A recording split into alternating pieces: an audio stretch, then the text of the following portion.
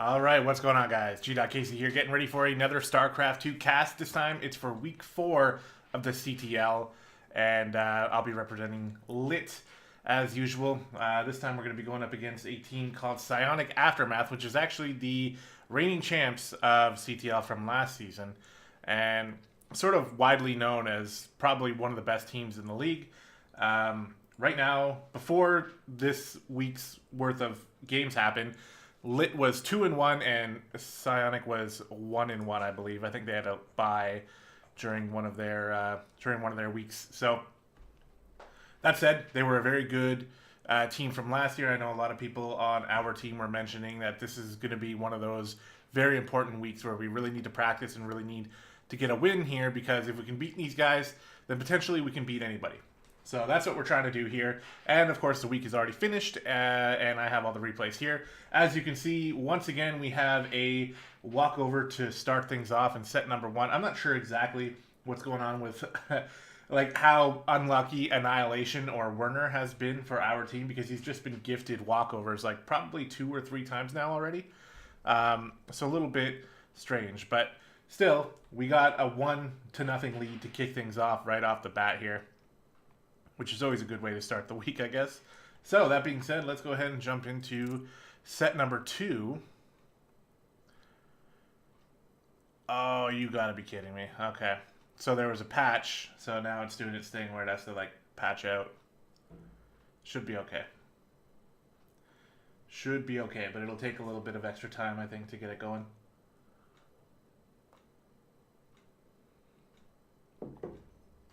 Because right now, I am gifted with a black screen.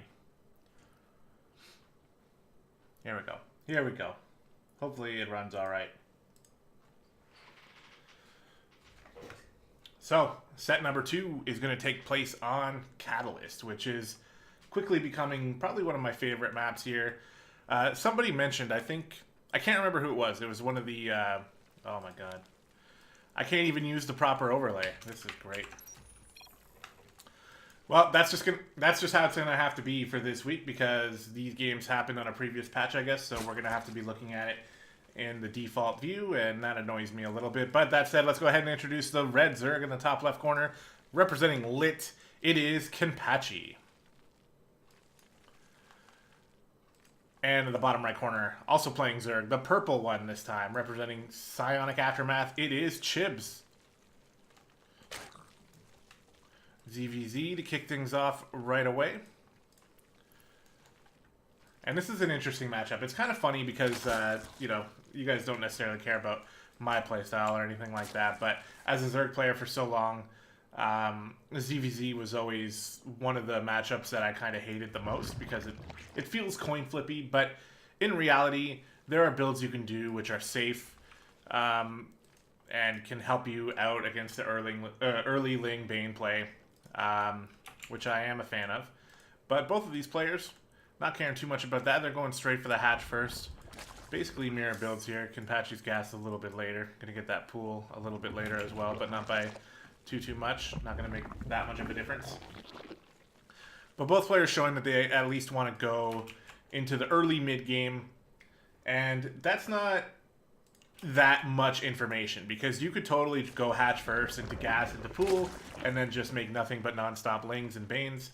So doesn't necessarily mean that these players are not wanting to be aggressive. They're just getting that hatch down. I like Kenpachi's Overlord movement here. This one allows him to see any Lings skirting around the edge here. A lot of players will make an early 6 Lings and send them along the left-hand side here. This Overlord would see that, if that was what was happening.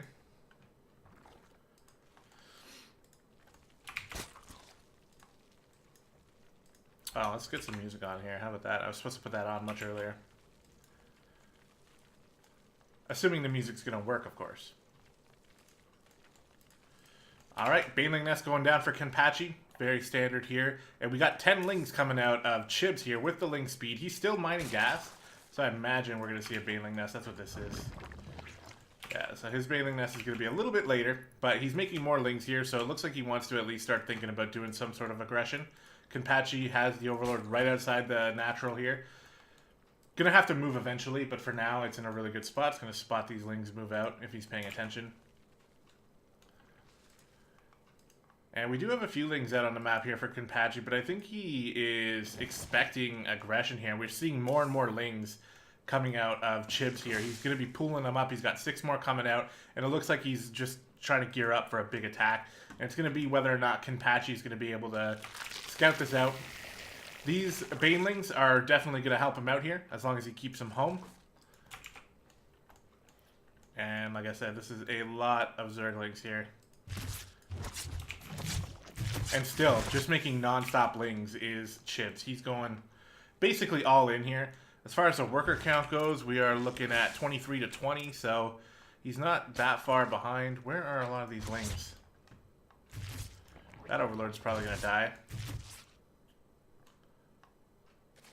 Here they are, coming over by the 3rd. And this might be kind of bad here for Kenpachi. He needs to stay in position, basically, and he should be fine. We're going to have ourselves a little bit of an interesting Ling Bane micro fight here. So we'll see exactly what's going to happen. There's more Lings on this side of the map here for Chibs, and he's going to move them across the map. Get ready for the engagement. Roachborn going down. Here comes a little bit of a scout. 3 Banelings coming in. Let's see who gets the better of this trade. And, oh, it's definitely going to be Chibs who gets the better of that trade. But his Lings weren't on the other side of the map yet. Love what Kenpachi's doing with these queens, trying to block the ramp, but it's not going to be enough. 1 queen goes down. The 2nd queen is definitely going to go down. This spine crawler not going to finish. The drones are evacuating, and we've all been here. We've all been here. We know what's going to happen. We know what's happening here. Unfortunately for Kenpachi, just that one engagement didn't really go all that well, and now Chibs is just flooding lings into the base, making non-stop lings to follow it up here. Trying to get some roaches out, and again, I've been here as well. Trying to get those roaches, but they don't come out in time. The link speed was very late here for Kenpachi as well, and everything's dying.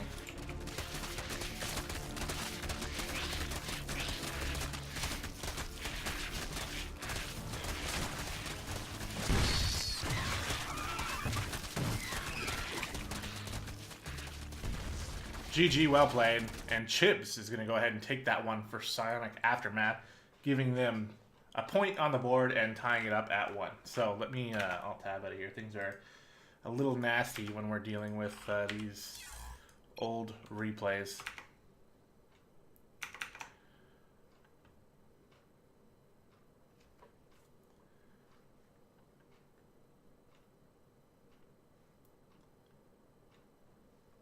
Yeah. Once again, gifted with the black screen here. Trying to get to my browser. There we go.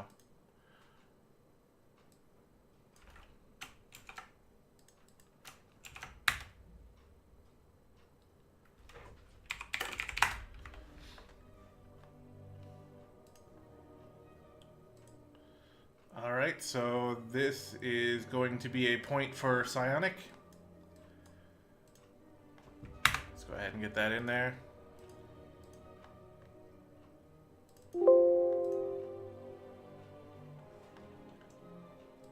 And there we go.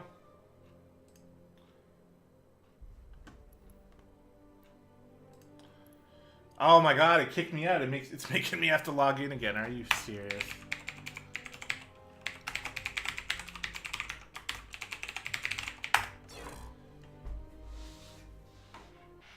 I'm not going to let this affect me. There's been times that I've been getting ready to cast, and then I realize that all of the replays are on an older patch, and it's going to be a nightmare getting in and out of the replays, but I'm not going to let it bother me. Oh, and look, okay, so this game is actually not on an older patch, so look at that. This one is on a Biogenesis.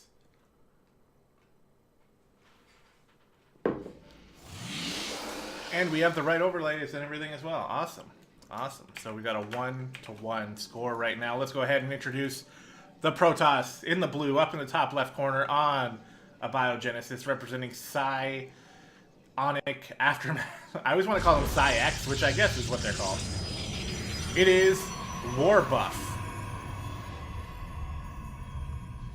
And in the bottom right corner, representing LiT in the orange, also playing Protoss, it is Potato.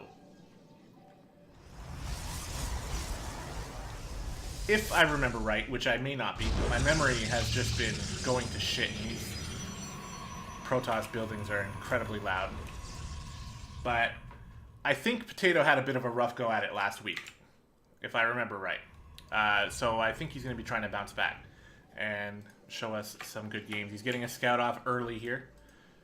Going to scout the gas timing. Seeing only one gas does mean something. It means that he's, you know, Warbuff might be going for a quicker expansion. Maybe. Or he just forgot. Because on the other end here we got, oh, only one gas for Potato as well. And both players doing the same thing. So look at that. This can happen quite often in PvP. And Warbuff's going to steal a gas. That's always annoying.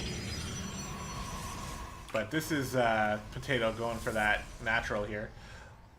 And it's pretty risky. I remember back in the old days of PvP where basically the first person who puts an expansion down just dies. It's not quite like that anymore. You have shield batteries you can rely on. You have sentries and stuff like that. But this is going to be annoying for Potato. And it looks like he's trying to scout for proxies. Meanwhile, on the other side, we got the Cybercore going down. Another gateway, second gas. And Potato's just sitting here. It's been 2 minutes. And they still haven't noticed I don't belong. By the way, these probes look pretty dope here for Warbuff. I'm a pretty big fan. Definitely going to be seeing some sort of aggression coming out of Warbuff, and Potato's right there. Should be able to see it. Might even be able to scout that Robo. I feel like that is a bit of a missed opportunity. Knowing that a Robo is on the way is a pretty big deal. He did not see it, though. He's mostly just looking for expansions, which is important information in and of itself. So that's what he's trying to do. And it looks to me, with the two Adepts coming out from Warbuff and the Robo, I think he's going to try to get an Immortal or two and just go across with a Warp Prism. That's my guess. We'll have to see. And this is why it's annoying, because Potato had to make a Zealot to start working on this assimilator, and it just takes time out of his day. Warbuff getting a good scout here with his probe. He's going to see the Robo and the gateway, and essentially both players are doing the exact same thing as each other, but Potato's got an extra base, which means he's going to be on the defensive. We already have Adepts moving across the map here, and what is he going to use to defend these guys with? Because I guarantee you the Zealot is not going to be too hot at defending against Adepts. He does have a Stalker out, and he's leaving it in a mineral line, which I like, I think. Oh, Adepts on move command here, missing out on a probe kill. But this is pretty good play here from Warbuff. He's going to go in with these Adepts. He might commit to it. He does. If he focus fires on the probes, he's going to be able to pick off a number of probes here. He's got 2 already. Make that 3. And we'll see how many more he can get. I like what Potato's doing, keeping his probes away from the Adepts for the most part. Some of them are still going to get picked off, though. Already looking at 6 workers killed. And he gets that Observer out nice and quickly here. A little bit safe because the Observer's not going to help too much here. And this is so annoying. But also, as the Adept player, it's a lot of fun to just shade your Adepts back and forth and just really get on your opponent's nerves. And he's still picking off probes here. Now, the difference, though, is that this is sort of damage that he needs to do because of the fact that he's only just now getting his Nexus, and Potato's seeing that. So the worker count is relatively even here, despite the fact that 10 workers has gone down from Warbuff. Potato's early Nexus is allowing him to sort of catch back up. But these probes are still alive. Or these Adepts, sorry, are still alive. And this is still happening. Oh god. These Adepts are just getting surrounded by the probes. Maybe one of them's going to die. Maybe both of them will. He does eventually take out both, which is incredibly good for Potato here because he's already lost 17 workers. And now that's exactly what Warbuff wanted to do. As long as he can keep going with the pro production here, he's going to be able to maintain a lead. But he's got a Warp Prism out with an Immortal and a couple Stalkers.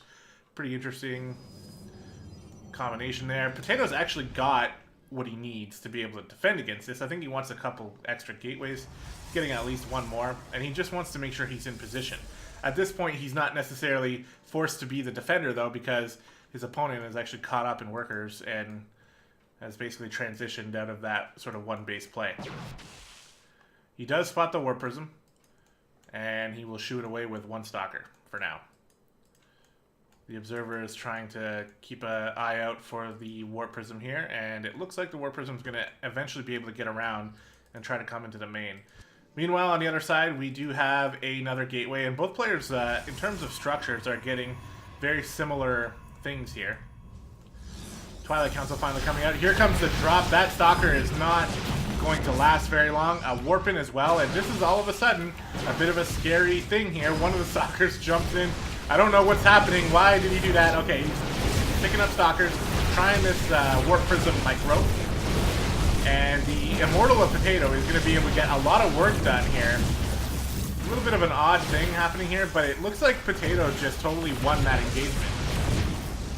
And this Immortal is just about dead, and that's going to have to do it here. I think the game sounds might be a little loud, guys. Sorry. It's Protoss. That's all I got to say. Protoss. Like, look, I'm at 23%. What do you want me to do? Let's turn music on as well. But Protoss is just real loud.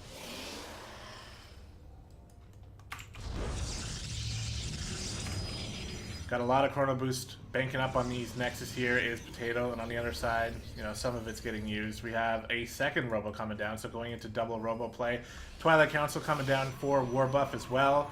Already done, of course, for Potato. He's getting Zealot Charge, which I don't think anyone will ever complain about. Zealot Charge is a very strong ability. Any Protoss player, I mean, will never complain about it. And it turns your Zealots from basically useless semi-meat shields into terrifying charge lots that can do damage and can wrap around and can hold you in place and all sorts of other stuff. Potato here, thinking about the third. And I like this. What's going on over here? I missed that. That was one kill. I think it was the probe, to be honest. But I like Potato's mindset here. He's always thinking about how he can take it into the late game. These Adepts are back, though. Two more Adepts getting surrounded by probes again. One of them's going to go down. And that's a big deal because now this Adept has to two-shot the probes. But man, this SimCity that Potato's got going on is actually doing more against him than to help him. And this damn Adept gets through and is now in the natural mineral line, still killing probes. He's killed 26 probes so far, and now Warbuff has a solid 40 to 31 worker lead. A little bit of a scrappy fight here. I like where Potato stands in terms of tech. He's got charge already. He's got a forge, but Warbuff has definitely been using his aggression to keep him in the game, if not put him ahead. Now, once again, though, with the third base going down here for Potato, it's okay if he's a little bit behind in workers because he's going to try to catch up using that 3-base production.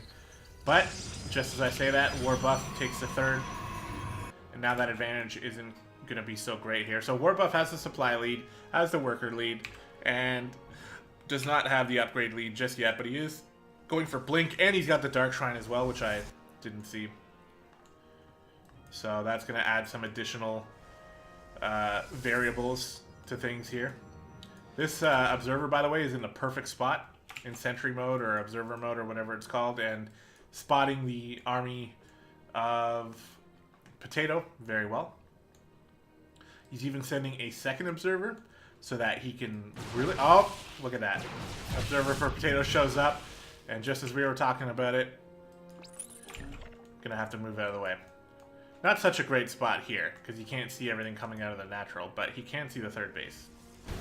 Over here, there's a Warp Prism that I totally missed here for Potato, which looks like it didn't get all that much damage done. In fact, it looks like it just took a lot of damage. So Warbuff had his units in position, and I need to keep a better eye on the minimap to spot that stuff. And he's banking up Immortals here. He's got 4 on the field already, maybe even more at this point. 5 on the field. And he's going to win the Immortal fight. So it's kind of good that Potato's going into a more charge lot focused thing. DTs in the main drop from the Warp Prism. Observers are out though. And DTs are just not going to be all that great. He does move his worker kill up to 29. And somehow Potato got his worker kills up to 14. So I think I actually did miss something fairly significant over here? If so, I really apologize. More adepts here in the natural, just firing away on probes. And every little bit counts. I mean, he picks up 4 more. And he's just being constantly annoying here, just with a small amount of units. Now, finally, the Warp Prism goes down, and Potato is going to be able to chill out a little bit. And the worker count is pretty even. Yeah, I must have missed something worthy of noticing over here with this Warp Prism. It looks like Potato might start thinking about doing something else here. He wants to go right into the mineral line, drop some Zealots. Nice blink from Warbuff, gets right on top of those. He's not going to lose too much. Just a couple more probes. A big warp-in happening in the main. Stalkers are in position. That is not going to work. This Warp Prism is going to go down, and that Archon is not going to get much work done. Other than look cool for a second. And still at this point, I'd say Warbuff has the advantage with his army composition. Oh no, Potato, no. What are all these probes doing? They're, I think they're right-clicked on this Stalker. So those probes are not getting their jobs done. I think he's trying to fix that now. Third base for both players are mining pretty well here. Another Warp Prism out on the map.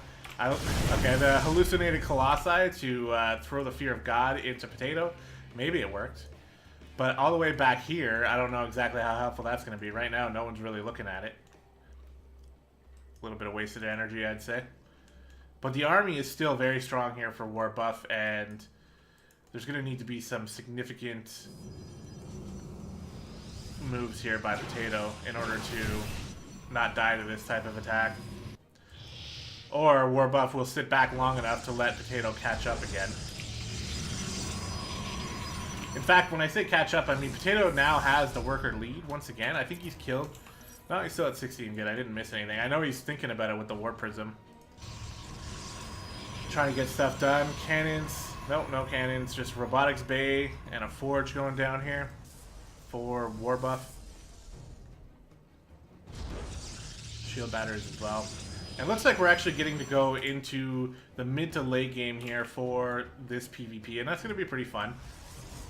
I like it. More gateways coming down here for Potato. He had a pretty heavy supply block there. He's still behind in supply, and the worker count is starting to catch up here for Warbuff.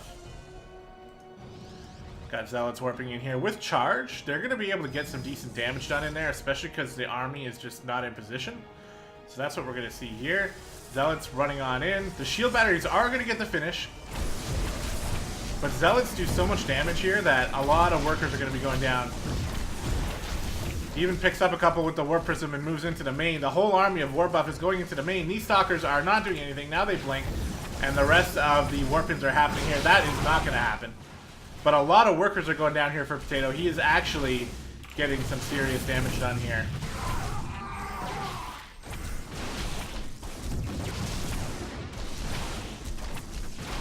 A little bit of awkward army management going on from Warbuff, but he will eventually clean up the Zealots after they get a significant amount of workers killed. Now Potato has a very nice worker lead.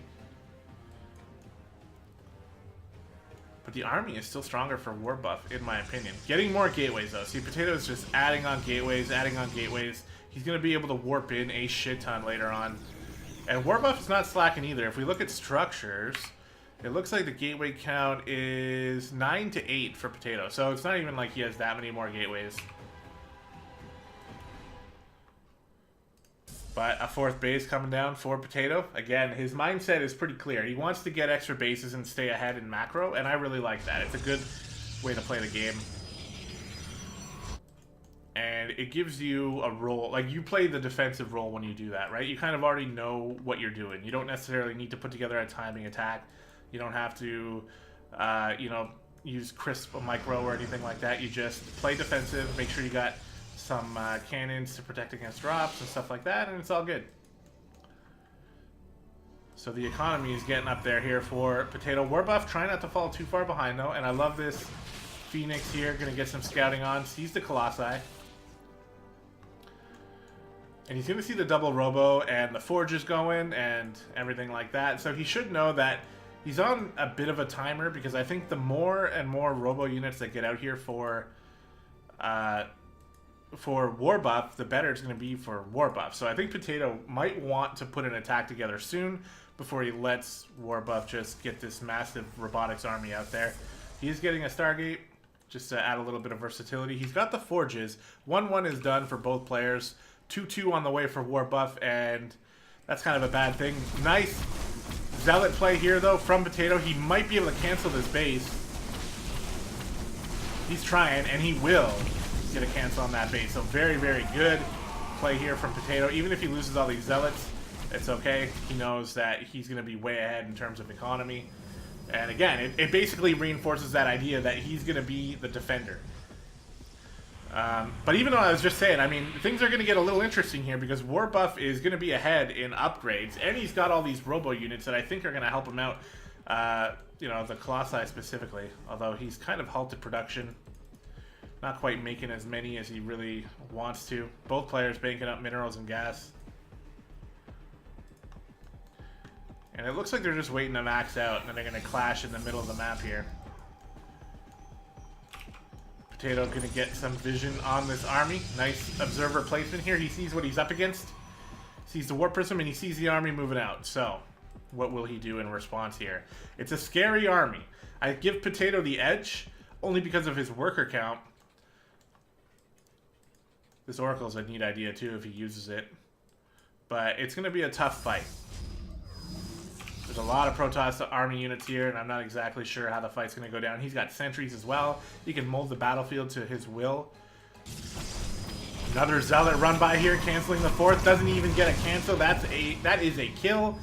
And look at this. He's even going to save the Zealots and get on out of there. One guy's going to have to stay back. But this type of thing is forcing war buff to not move out. It's keeping him not at home in his base, but keeping him from moving out and giving Potato more and more time to get these upgrades finished for himself. And yeah, it's been pretty good. It's been a good fight so far between these two players. Both of them getting 30+ worker kills against each other. A couple Nexus cancellations. This Oracle gets the tag and then dies. No? Where's the blink? You have blink on your stalkers, but you're not using it. So that Oracle actually is going to get away. This is great for Potato. He sees the army positioning. He's in position to defend against this. And this is just a terrible ramp to go up, so that's not going to happen. Couple Zealots from war buff just sacrifice themselves to Ire. Shield batter's going down. Good decision here from Potato. And the recall happens. And war buff is just like, you know what? I don't need to do that. And it turns out that it's a good move because Potato's coming back in with that Warp Prism, dropping Zealots in the mineral line, getting more and more worker kills here. The Stalkers don't quite know where to go to handle this, and that is going to be a significant more amount of workers going down. And what started off in a game where I think war buff was building an edge and seemed like he was taking the game in the right position that he wanted to go, the longer this game goes on, the better it's getting here for Potato. He's maintaining mineral line harassment with these Zealots that are just never dying. And he's just getting lots and lots of damage on the worker count now, 77 to 42. Potato is set in terms of workers. Doesn't need to make any more now. He can just sit back, get upgrades, get army units. He's already almost maxed out.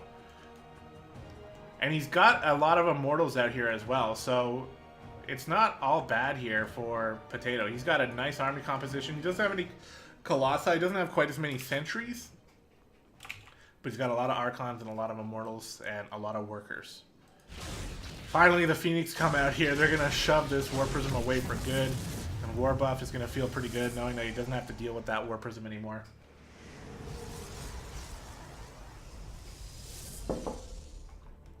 But he's taken a lot of worker damage. Now, that said, his army supply is much higher than Potato's right now. And that's why I said it's still interesting. Like, I give Potato the edge at this point, for obvious reasons. Look at this bank he's been banking up as well. That's just incredible. So if he makes like 20 gateways right now, he'll be able to just sacrifice an army, warp in, and just go right back into it again. But he's actually going for carriers here, which I guess is the right decision. You can never really say going for carriers is a bad thing. He doesn't have enough supply to get enough carriers to really make a difference. So it looks like an engagement's going to happen here. He did get a tag on the blue army with an oracle again, so he sees the positioning here. Both players see each other. Engagement happening. Potato has the high ground and storm. He's getting a lot of damage done from the high ground, but the Colossi are still getting a lot of damage done as well. And I honestly don't quite know what's going to happen here. It looks like Warbuff is going to take this fight.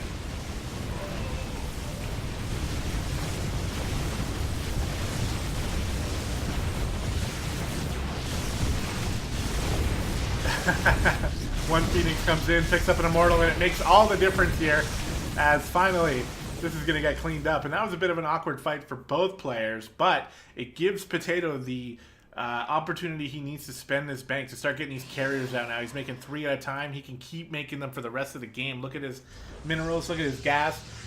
He's going to go into full-out carrier mode, and I don't think Warbuff is going to be able to deal with it. He's got Colossi.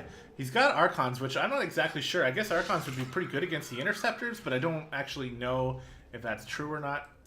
I don't think Archons are that bad against carriers, but I could be totally wrong. 5th base, by the way, for Potato, just in case you didn't notice it down there.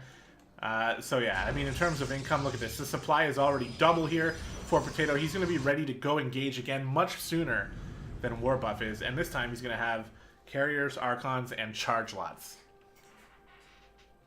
As far as the upgrades go, both players have 3-3, so it's going to be a pretty even fight in terms of upgrades, although Potato is getting shield level 3s right now. And carriers are coming out here for Warbuff as well. Bit of an interesting decision.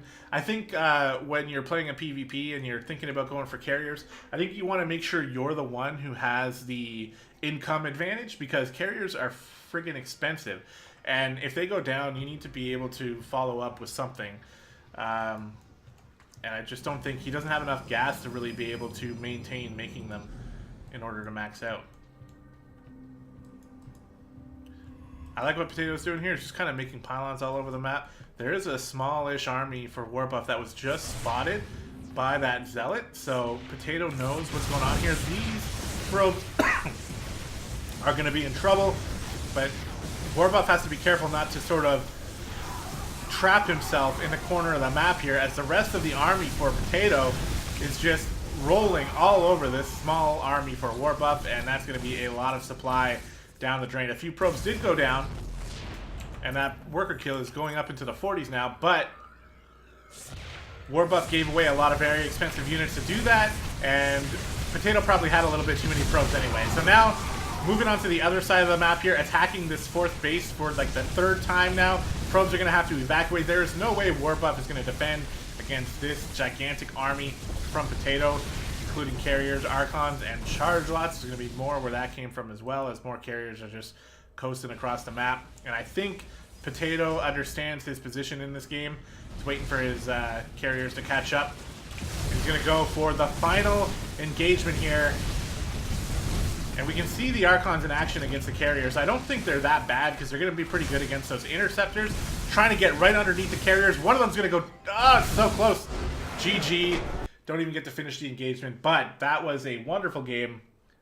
Great PvP from the Platinum League. And Potato coming back strong with a really nice, long macro game and taking the win convincingly. Again, it wasn't convincing early on. It was a really good match. Warbuff, I think, had the early edge. But Potato, with those macro game decisions, being able to... Hold on, let me do this. Being able to, you know, always be remembering you got to make that next base. You got to make that next base. And because he did that, and then he was on the other side of the map harassing with a War Prism, and it's not like Warbuff wasn't doing that, but Potato, I think, was just doing a better job, managed to secure the worker lead and just defend all his bases. So by the time it got to the point of the game where it got to, it was kind of an unlosable situation for Potato. So very well done, and I attribute that to the macro mindset that he had during that entire game. But I also don't know what I'm talking about when I'm talking about Protoss, so yeah. That said, that's going to do it for that set. We're moving into set number 4 now. And LiT is going to have the 2-1 lead.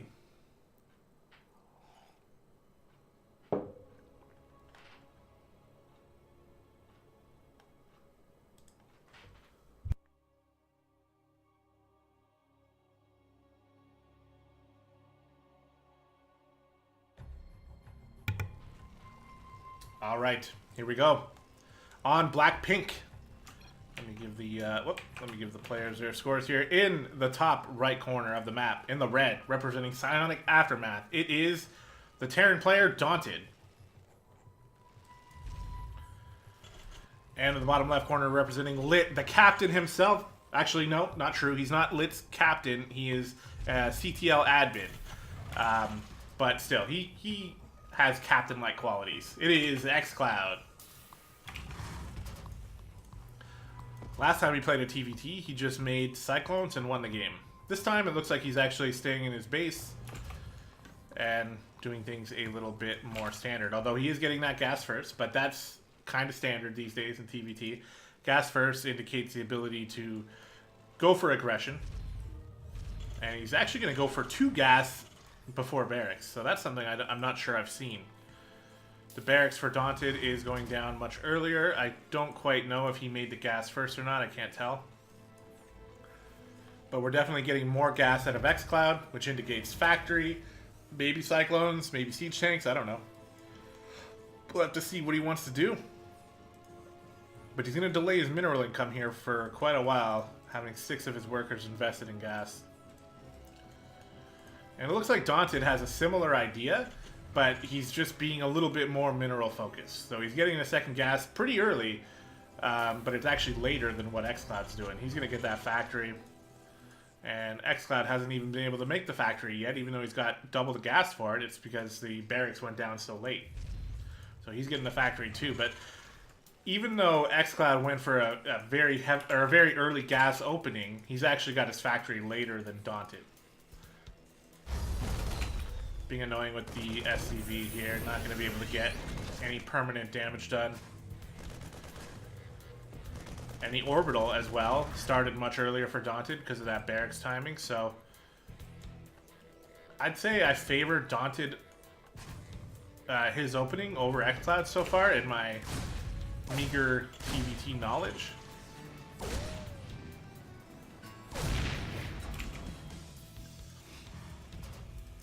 Getting the bunker, indicating he wants to get a second base at some point.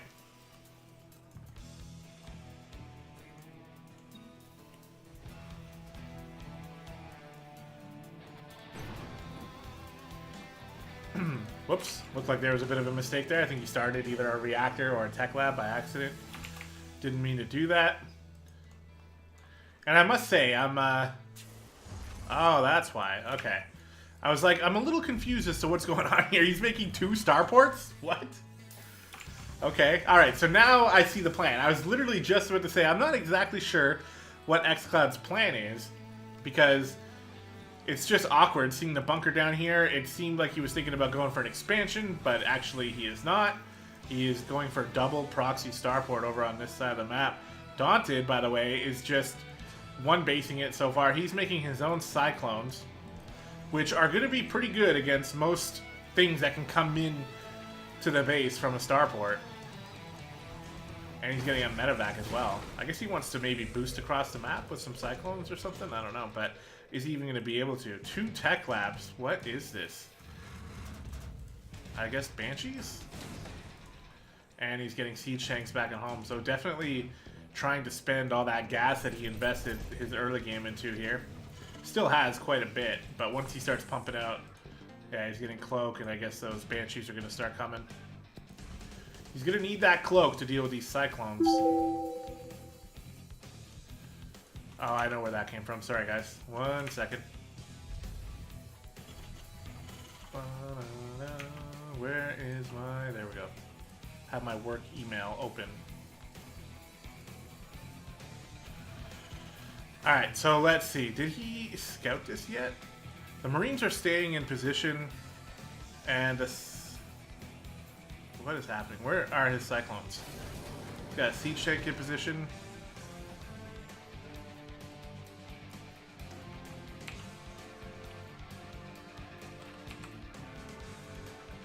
Here they are. Yeah, he is boosting across the map. He's dropping in with this medevac and trying to get a couple kills. On this side of the map, there's really nothing here. The siege tank is down in the natural, so some SCVs are going to go down. On this side of the map, though, we got the Banshees coming in.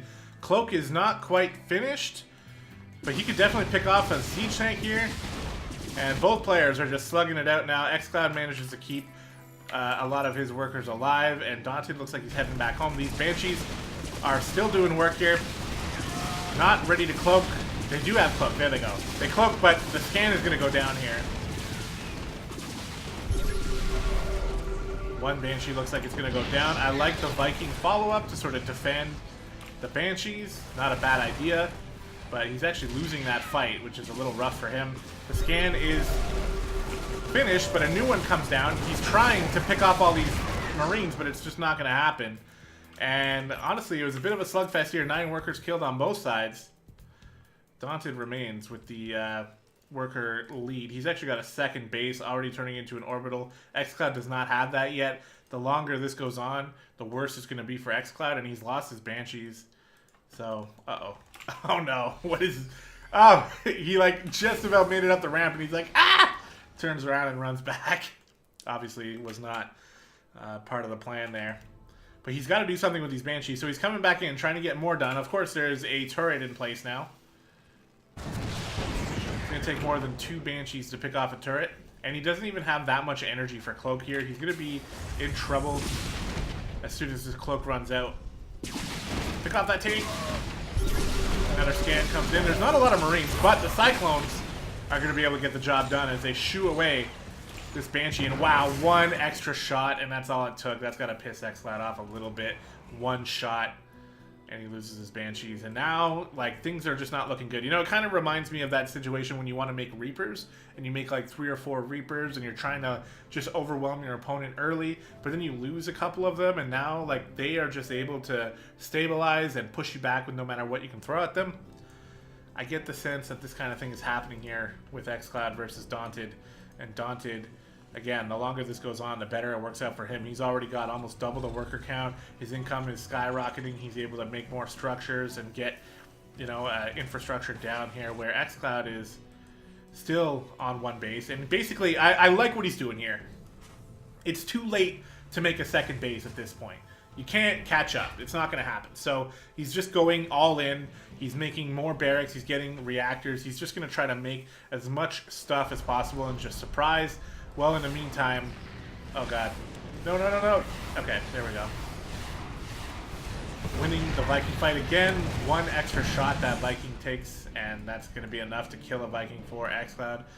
Again, annoying. Not able to micro that Viking out in time. He does have a good position here, though. He's going to be able to take out this tank, no problem. And where are all the units for Daunted? What is he doing with his Cyclones? I guess they ended up getting taken out. These Banshees are starting to get some decent damage in. There's been a lot of siege tanks that have gone down for Daunted, and this is what I was talking about. This is xCloud's final push here. He needs to get significant damage done with this attack. The Vikings are continuing to come out and pick off Banshees from time to time, and he's not producing out of those starports anymore. So this is it. Sieging up the tank. Those SCVs are being pulled, getting mighty close to the siege tank here. Going to be able to get a surround on it.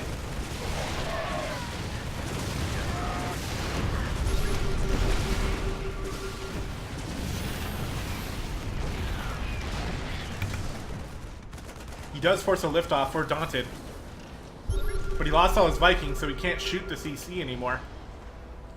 Bit of a dangerous play here from xCloud, moving up the ramp with his siege tanks. I don't necessarily like that idea. He's going to have to run back, and now the Vikings are even going to land here to help pick off these siege tanks. And this is definitely becoming an interesting game. We got Vikings being produced, but eventually xCloud's just going to run out of money here. There are the Cyclones. I was really having trouble seeing that medevac with the Cyclones inside. I don't know if they got much more done. Well, it looks like they did. A whole bunch of worker kills on the other side of the map that I totally missed, and that is basically leaving xCloud with 6 workers. And now it's kind of a little bit silly. He's trying to get the second base now that he's only got 6 workers. It's a desperation play. That's probably not going to work. Daunted never lost his second base, so he can just land it again, move the workers back over. He doesn't have a ton of workers either. I mean, xCloud killed 29 workers, but he's got that 2 base production, and he's making a 3rd as well. Finally, the starports get picked off as well here from Dauntless.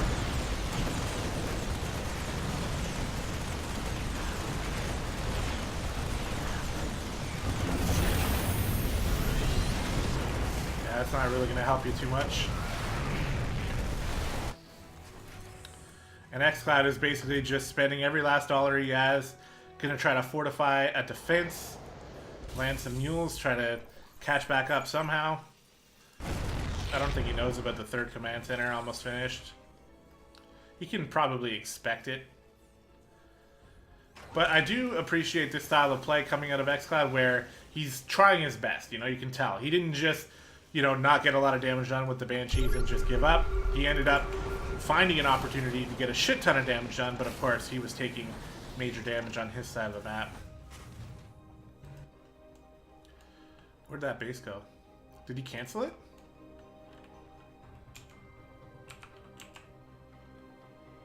I think he canceled.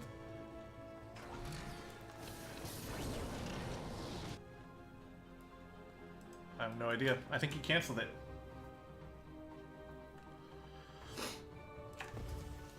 So he's going to go across and just try one last all-in push here. But at this point, it's not even going to be close. Daunted knows. He just wants to sit back. He scans. He sees the SCVs being pulled. He knows what to do. Doesn't even have bunkers. I don't think he needs them. He has enough siege tanks on the high ground here to defend against this. xCloud knows what he's walking into as well. He just scanned. He sees the tough battle ahead of him.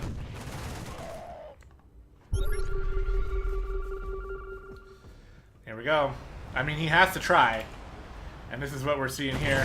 Daunted sallies forth out onto the field. Starts to engage. The siege tanks weren't even sieged up for xCloud. GG.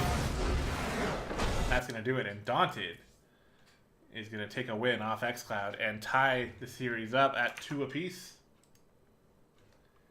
And I totally forgot to adjust our colors here, so give me a second here.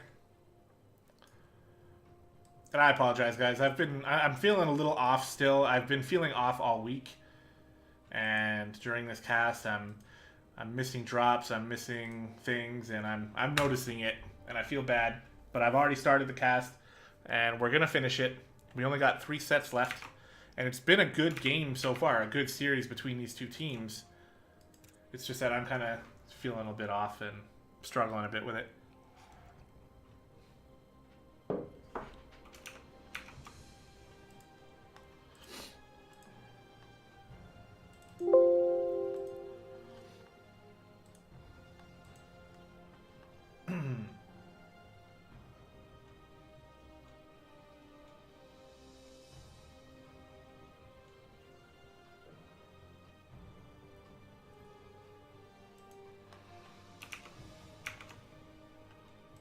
So let's move into the next set, which is set number 5.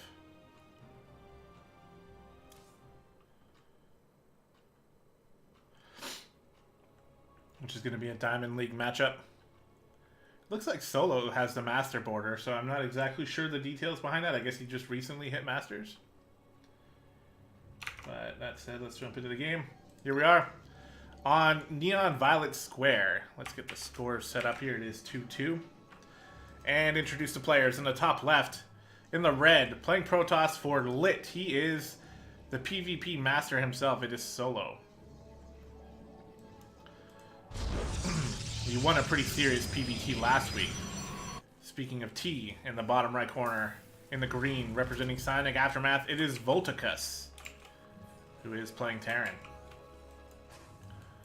So Volticus probably was able to get a look at how Solo plays PvT, because we casted the game last week, so we'll see if he has any specific plans for Solo, if he's going to be able to put up a better fight. I know his opponent, Solo's opponent last week, just didn't really put up much of a fight. So we'll see if Solo can dominate again, or if he's got a bit more of a fight he's got to go through.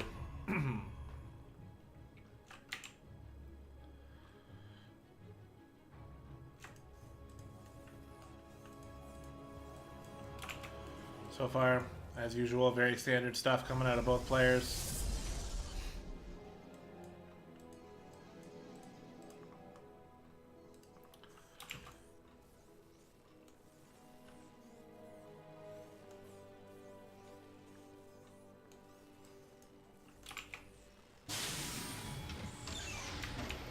Going to be seeing a second base coming out of Volticus,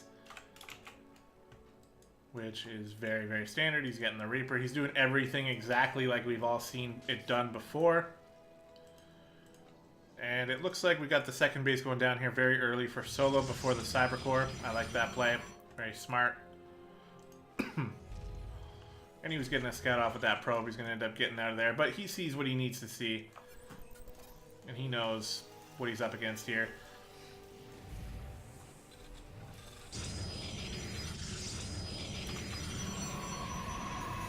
Second gas coming.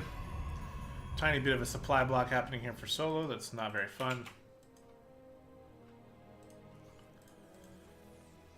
And 2 barracks here for Volticus. Looks like the Reaper is on his way out.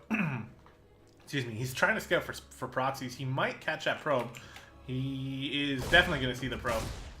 I don't think the probe was planning a proxy. He just wants to come in and get a second scout. You'll see the building is still there, but that's about it. Warp gate is started. He's going to get a robo to follow this up.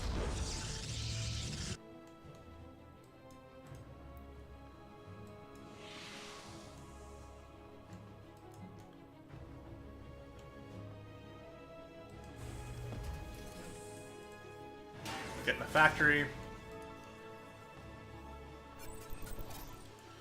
And yeah, so far, everything super standard as usual. The game is really going to start to take a turn here as we get into the mid-game. We'll see if Solo wants to take a quick third base or if he wants to go for a macro-style play or a, a timing attack or something. 1 engineering bay coming down for our Terran player, and no starport.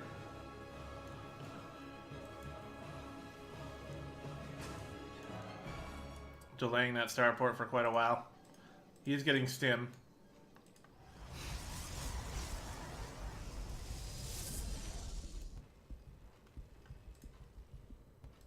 And just making a ton of Marines. I like the Widow Mine up here as well. Nice little addition to the army composition. And still no starport. So is he going for... What is he trying to do here? Without the starport, it makes me feel like he's going for like a timing attack, probably just with stim. Seems like he's just making a ton of Marines and Widow Mines and wants to go attack with +1 in stim. That is my guess. It might be a pretty strong attack here if Solo is not ready for it. But 2 shield batteries already and a sentry. I mean, that's a pretty good start towards your defense for this kind of thing. He's already got the robo with the observer as well, so he's getting everything he needs to defend against this kind of thing, whether he knows it's coming or not. And now he's going to know. He's going to see a crap ton of Marines, and whenever you see this kind of thing, something goes off in your head. You're like, why do you have this many Marines right now? Where are your buildings? Where's your structures? He's getting the starport very late here. So now it's making me second guess, like just wondering if he just forgot the starport, but I really don't think so. I'm pretty sure this is planned here from Volticus, and this is going to be a timing attack. Maybe. We'll have to see how it plays out. Third base going down here, and almost finished for Solo. And he doesn't have a lot of units, but he does have the shield batteries in place with the sentries, so you can sort of forgo making units when you have the defensive possibilities like Solo has, and that's what he's relying on here. And now we see the third base going down for Volticus as well. So, you know what? Who knows? I mean, stim and +1 are going to be finished here, and he's not moving out. So I guess he's just making a lot of Marines and staying home with them. Solo's going to move out with these stalkers. He can see the Marines here. He's got an observer right above them, so he knows where the army is. He can go out and get a little bit of map control with these stalkers.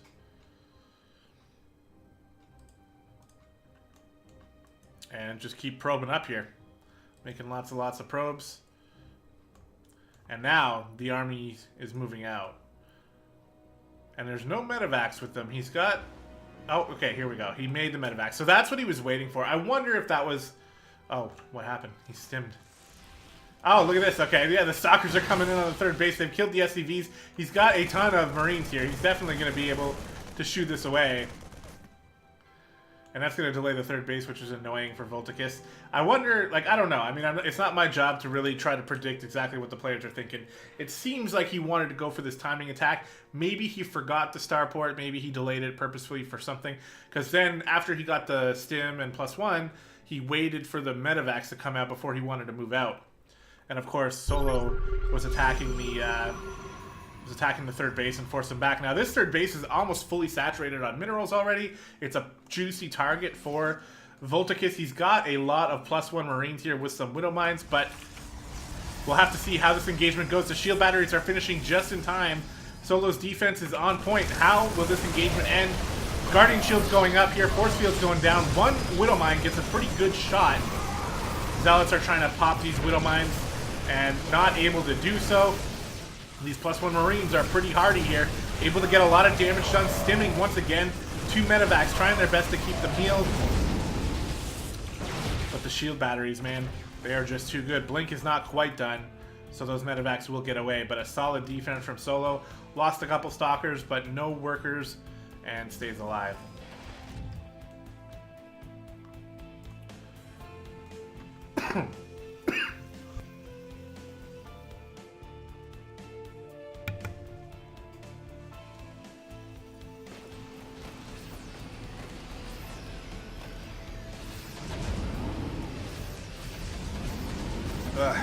I'm sorry, guys. I am doing my best to keep it together here. After these hype moments, my throat just really starts to kill me here. All right, so he's splitting up drops. Good idea. He needs to do something to try to get back in this game. He went across the map with an attack that failed, so now he's going to try to pull Solo apart. Now, Solo is typically known for his observer placement. Look at this. He's got an observer in the perfect place, and he's already got Stalkers here. So he kind of knows what's happening already. He's got army units in the perfect position to deflect this double drop, and observers all over the place. So this observer can see what's happening, and the Stalkers are in position. Blink is done at this point. And look, Solo wasn't even looking, but just because he had units in position, that's all he really needed. This drop does manage to skirt by, get into the mineral line. He's going to kill a number of probes. These Stalkers can blink, but they don't. Then they do, but then it doesn't matter. So now there's a Medivac over here. Oh, no. Well, that just sucks if you're Volticus. He even shot his own Medivac there. I love that. I've done that so many times.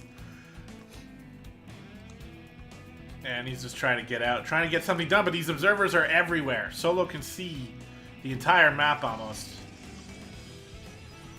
And this is kind of similar to what happened last week, where Solo just defended against attacks. At least I think that's what happened. Maybe I'm just making it up.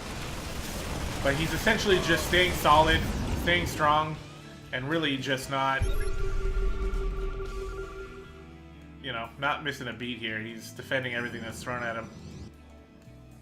It looks like it's just part of his game plan to keep a 7 Stalker contingent in his main to defend against drops against Terran. He's got a 4th base down here as well he's taking advantage of, and Volticus is trying to do that too, but... And you know what? When all's said and done, Volticus, actually, his macro has been very good. He's actually ahead in Workers, even though he's donated and lost more stuff. He's actually doing pretty well here with his stuff back at home, but it's all about these attacks that are just kind of failing, and Solo just being in the right position and having the right army composition for as long as he had. And now he's got the 4th base to fall back on. So again, like, Solo can kind of tell that an attack is coming because the scans keep coming down. He, you know, it looks like Volticus is trying to pick a spot to attack, but this is going to be pretty deadly to attack into. I'm not sure that these Liberators are going to help all that much, but I guess we're going to find out here as Volticus is moving in. His Medivacs are a little bit exposed to those Blink Stalkers. The Charge Lots are running in underneath the Liberator, so they'll be taken care of. The Liberators were not pushed far enough back. The Blink in on top of the army units here for Solo, and Volticus is getting a lot of damage done, but these Immortals are way too strong. Another Blink here might be able to pick off one more Medivac. Does not. Oh, if he kept going, though, he totally would have been able to get that. Instead, he's going to back up, try to remember to warp in. He's moved his Stalkers away from the main. So, that's the thing. There's a hole in his main base now that can be attacked by drops. Fourth base is finished now. And again, he's macroing back at home. He's managing to stay ahead in supply here. This is pretty insane, in my opinion. I'm not exactly sure how this is happening, other than just great macro coming from 5 barracks. The upgrades are coming through, and this is keeping Volticus in the game. You'd think that in most cases, you know, when you go up against this kind of thing and you're attacking and you're attacking and you're just getting deflected without getting any damage done. He did get a couple workers in that one little Marine run by, so that was good. But look at it, he's got 81 workers. Volticus strikes me as the guy who does not miss a macro cycle very often at all. And because of that, he's able to stay in this game and be a threat against Solo. And Solo is no slouch either, but the upgrades are in favor. Oh, well, 2-2 literally just finished here, so now the upgrades are even. Very good timing here for Solo. He's going to be able to pick off this base once he spots it, as he does. And that's going to tip off Volticus where the army is. Oh, he's going to try to flank. We've got High Templar in the mix, by the way. Storm, I think, is done. We're going to find out. Yes, it is. So this is a bad engagement here for Volticus. Okay, this is a great engagement for Volticus. The Liberators are just raining hell from above here. The High Templar are getting picked off by the Liberators, and they're basically zoned out of this fight. I don't know why Solo went down the ramp. I don't think he had to, and now he's actually going to lose his entire army. He does recall those High Templar out. But all of a sudden now, Volticus is in a commanding position. He's got a huge supply lead. He's got his army composition already done. And those High Templar not being able to get off any storms was a huge setback for Solo. Going down the ramp, I think he could have stayed on top of the ramp and forced Volticus to come to him. I'm not going to try to miss anything, but this fight happened where? Right here. He could have pulled back and just come down this way and put pressure on this base and forced Volticus up the ramp into him, going up the high ground, letting his High Templars get storms off, but that did not happen. Now these Liberators are trying to pick another engagement. Hopefully Solo does not move underneath the Liberators like what happened in the last engagement here. We got Ghosts on the field as well. EMP is definitely a thing, and I think Volticus might feel pretty confident that he can go in here. I like what Solo's doing, trying to pick off these... a big EMP goes off on all these Stalkers. An engagement is looking like it's going to happen. They're both sort of bouncing back and forth. Another EMP taking off the shields off of one of those Immortals. Pretty strong. Where are the rest of Volticus's army, though? He's got something somewhere that I can't see because his army should be bigger than this. Finally, Solo jumping in underneath the Liberators, picking them off. Charge Lots getting on top of the Bio Ball. And there's definitely an engagement happening here. One storm goes down, and it looks like Solo has the edge. Another medevac with units in it. Oh, the Blink picks off a full medevac as well. Great play from Solo. And man, these guys are just slugging it out here. I don't know where... There's got to be like a chunk of army from Volticus that I can't see though, because just today the minimap is really tough for me to pay attention to. But it looks like it's going to be okay for Solo. He's going to stay in the game for a while longer. He's got DTs that are getting scouted by these scans, and they're just running right past the army. I like this idea. Volticus might know that there's DTs out on the map, but he kind of has no idea where they are. And there are no turrets in the mineral line, so these DTs are going to be able to just start chipping away. One eventually gets constructed over here in the third base, but these DTs are just going ham here, trying to get as many kills as they can. One over here already got 7 kills. The worker kills are skyrocketing into the 20s. And what will Volticus do about this? Because he is in a bit of a spot here. It looks like he's going to try to engage. Now Solo has a gigantic army here. And he's got High Templars that have been able to bank up some energy. So this is kind of tough. I really don't know where a bunch of Volticus... Very nice EMP, by the way. Those High Templars are taken out of the field. They're cloaked as well, so they can't actually be targeted. And now a big stim coming from Volticus on the 4th base of Solo. And this engagement is not going in Volticus' favor. These Blink Stalkers are going to be at the ready as soon as these bio units try to pick up and escape.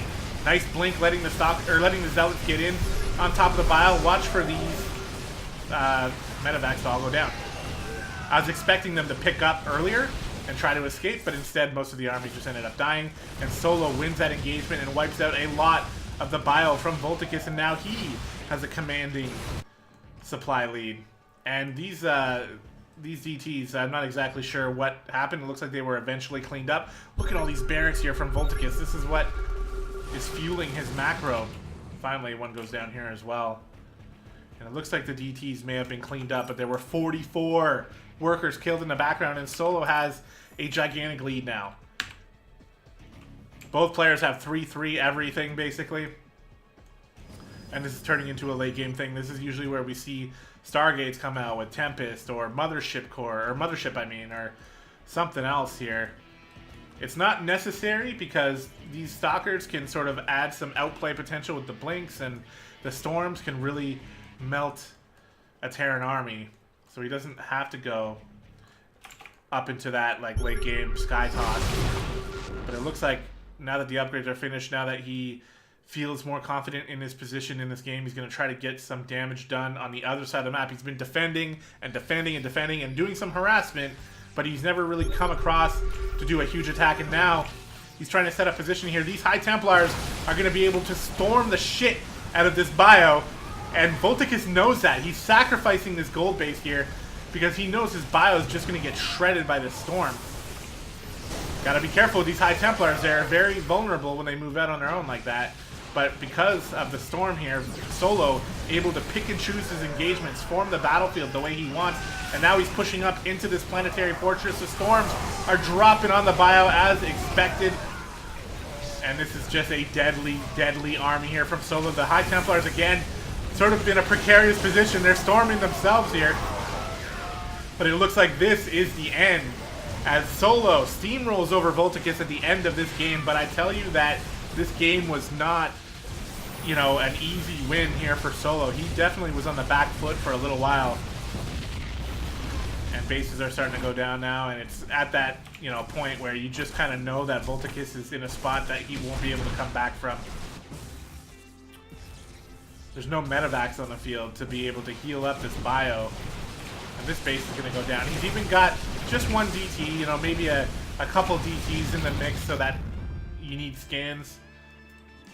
And Volticus does not want to be using his energy for scans, that's for sure. Looks like he's going to try to just go across the map and get as much damage done as he can. And I don't fault him for that decision. I mean, you might as well at this point. You can't defend your base. Nope, never mind. He's turning around. He's going to try to take out this army, I guess. But it's not going to happen. GG! Solo takes that game, and that was an exciting one. So far, the games... excuse me, it's kind of weird because the games today have been very, very good, but I'm just kind of feeling like shit, and I'm not casting well, and I know it, so it's like one of those things where, like, I keep thinking, like, shit, I missed that drop, I missed this, I don't know, I'm feeling kind of shitty. But the games are hyping me up, so it's a little weird. I apologize that things are not as, like, high quality as they usually are, but that said, the games have been epic. We have seen a lot of good games today. And that one may have been one of my favorites. So let me jump into Photoshop here. And we're going to give that win to Solo. And Solo is the man, KOB. You are right. He is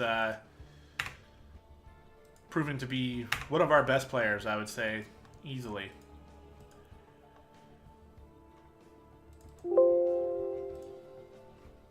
Alright, so we've got that taken care of. There it is.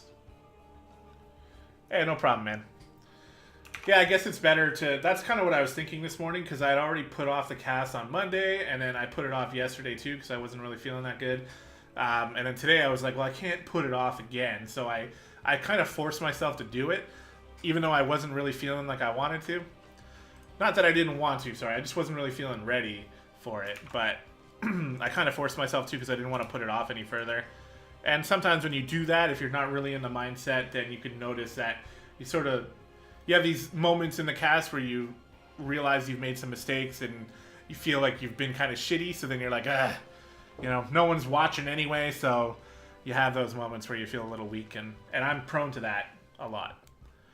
But we're going to persevere through. We have 2 sets left, and it's a 3-2 win. So this game here, between KIA and November can definitely give us the final map that we need to win.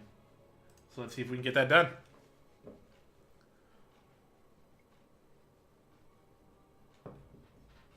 All right. I'm trying to drink coffee too to keep my throat in check. All right. Here we go, guys. In the bottom right corner of Acid Plant, representing LiT in the green. No, representing Psionic Aftermath in the pink. It is the Protoss player November. And in the top left corner, representing LiT, this is the potential winners match. The green Protoss, KIA.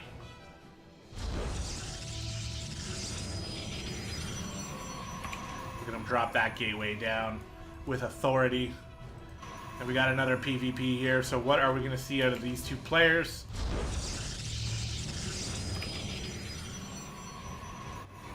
KIA strikes me as the type of player who practices hard and goes for specific timing attacks. And I really like that style of play. I think, especially for a player who is going for timing attacks, or a new player, sorry, who's trying to learn builds and stuff, I think that timing attacks are a very good way to learn the game, because you have a goal. You don't really care what your opponent's doing because you're going to do this timing attack no matter what.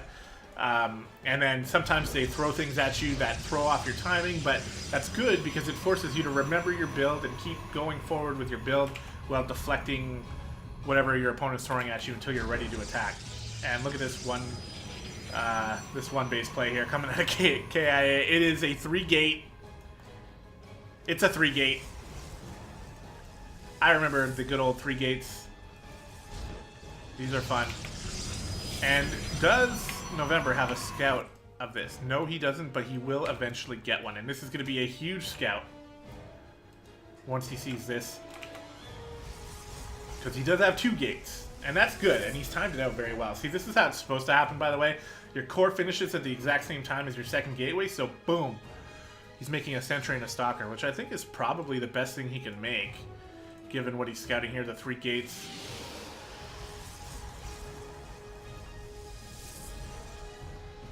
So we'll see what KIA can get done here. This is it's going to be interesting. It's a clash of playstyles here, and you don't usually see 3 gates all that much these days. Usually it's just a 2. So I'm interested. Definitely got a pylon going, and he's probably going to make a 4th gateway here. Almost definitely. Already moving across the map with these adepts, but the units are in position here for November. He does have a stalker out here scouting for those adepts and a sentry on the ramp so he can drop force fields. I really liked what he was doing with this probe too. It looked like what the pros do. You keep a probe up here, drop down that pylon to stop the adepts from shading in. And I think that is his intent here, but he may find himself moving a little bit out of position. Here comes the shade. Is he going to be able to get this pro pylon drop here? Absolutely he is. Nice play from November. You don't always see those kind of things in CTL because CTL typically has lower league players. But this is just fun stuff to watch. You see this kind of thing all the time in the pro PvP matches. But behind all this, there's actually no gateway. Okay, there's the gateway. A little bit late on that 4th gateway, I would say. And Warp Gate hasn't finished yet, so a little interesting. And this probe from November, we'll see when a second base goes down. So he definitely knows he's being 1-based. If I was November, I'd be dropping another shield battery, maybe even 2 more. KIA is banking up the minerals here, trying to save up so he can go for a full warp-in. Nice scouting with these adept shades, though. I don't know if he meant to finish that or not, but if there were probes here, he would have been able to start picking them off. And he's trying to warp in now. He's getting ready for this strong attack. There are stalkers in place. 1 shield battery, like we said. I'd like to see a second one if you're November. And here comes the attack finally as the stalkers and adepts are moving in for KIA. Gonna try to take out that shield battery instantly. Gonna take some damage for doing it, but I like that decision. No more shield battery for November, and this week is on the line here. So is he going to be able to defend against this very strong eventual 4-gate and Robo from KIA? He's definitely going to lose his Nexus down here. and he doesn't have any way to attack on the other side of the map, so KIA is just going to take his second base now. And you know what? These Adepts are going to get in as well, and nobody is covering them. Okay, they're eventually going to get picked off, but a couple probes might go down here. He is targeting them down as well. Very nicely done. And this is a solid opening coming out of KIA, definitely securing himself a good position. He can go home now. It looks like that's what he's going to do. But he will eventually lose this stuff. So this is a bit of an investment. Like, the Robo probably wasn't needed. Yeah, maybe not. It looks like he's going to come back to the third base and just defend. Whoop, my bad. He's just going to defend this area. And I think I like that. He's going to try to come in and get another attack done. He could probably pick off that second base. Yeah, I think he just saw that with his probe. He's like, wait a minute, I can come in and just cancel this. Well, I don't know. There's an Immortal out there. There's sentries as well that could be force fielded in. So I guess he wants to just play it more safe. I like the addition of Zealots. Of course, they don't have charge, so they're not as good as they normally are. But they force your opponent to micro differently. And we're going to see that here. KIA comes in. The Zealots get bottled up behind the Stalkers, though. And he's focusing down this Nexus. Is he going to be able to force the cancel? Definitely will.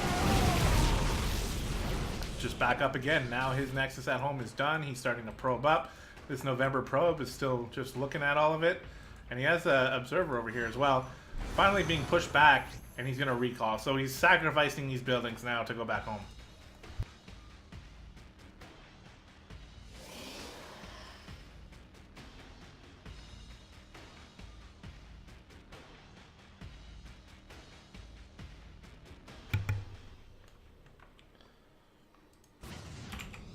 Okay, well, I said he was sacrificing it, but instead he's warping in sentries. These are expensive units and they are exposed. This Immortal's not going to be able to pop out.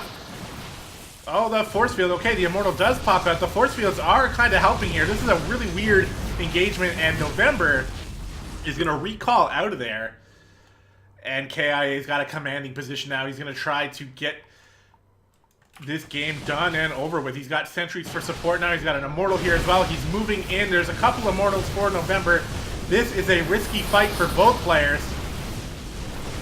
Nice Guardian Shield here from November, really mitigating that damage, and he's going to be able to survive and keep his Nexus alive for the time being. KIA is putting on the pressure, though.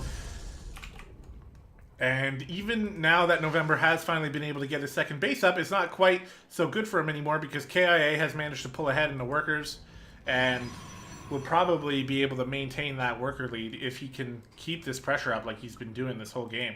Sentries are kind of at the front of the pack, not really how you want them to be. Looks like he's trying to just reposition here. I'm really interested in where this game is going to go because it could go anywhere at this point. It's definitely balancing out. Both players have the equal amount of workers. KIA behind all this hasn't really been teching up. He's getting a Twilight Council now. We have another engagement here. Force field's going down to try to isolate this one Immortal.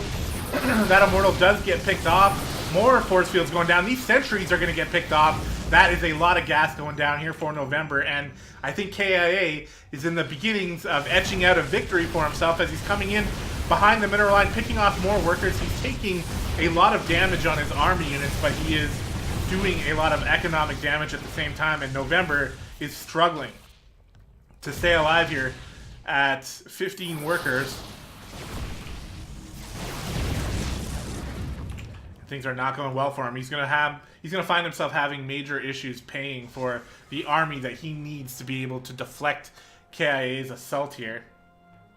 Love this Observer though, spotting everything. He knows when the attack's coming in, and he also knows that KIA is not going home, which we probably kind of assumed. He's getting charged. I really like that decision, but that's all he's got here. Meanwhile, November, well, they're on the same tech, so doesn't really matter at this point. KIA is coming in once again, going to try to pick off. Nice force field. Look at this. The whole army for November is stuck in the mineral line, and this is just not going well for Psionics Aftermath November as KIA is establishing dominance. He's picking off this Nexus for the third time and just backing out and letting his income carry him ahead. He's developing a severe supply lead now. And, like, it's getting to the point where he's like, okay, I've done enough. It looks like he may be backing up. I don't know. He might come back again. It feels a little bad to just sort of leave this undefended, especially because you got the Robo there. Is he making another one at home? He's getting a Dark Shrine and a Forge. So it looks like he may sacrifice. But he is going home now, and November is realizing, okay, he's leaving this stuff back here so he can come and clean this stuff up. But he is so far behind now.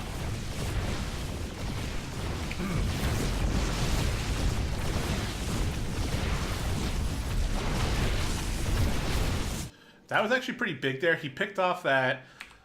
yeah, he picked off that Robo before an Observer came out, and he's making a Dark Shrine behind this. So a bit of a big deal, as there's going to be no Observer on the field here for KIA unless he remakes that Robo. And you know what? He's like, I lost one Robo, I'll make 2 Robos. So I can make 2 Observers. And now that I see this, I know KIA is going to be fine. He might start thinking about a 3rd base even pretty soon. And November is just doing whatever he can to survive. He's having trouble mining out of his main base now, getting mined out very heavily. And even once this one is ready to go, he's going to have too many probes oversaturating it. It's going to be a tough time. He doesn't have any pylons across the map either to warp these DTs in. And we have an Observer being built here immediately. So he'll be able to spot those DTs. Also getting +2 or +1/+1 as well, which is going to put him even further ahead for KIA. Going to be able to have a stronger army. Not only is his army going to be bigger, but it's going to be stronger as well.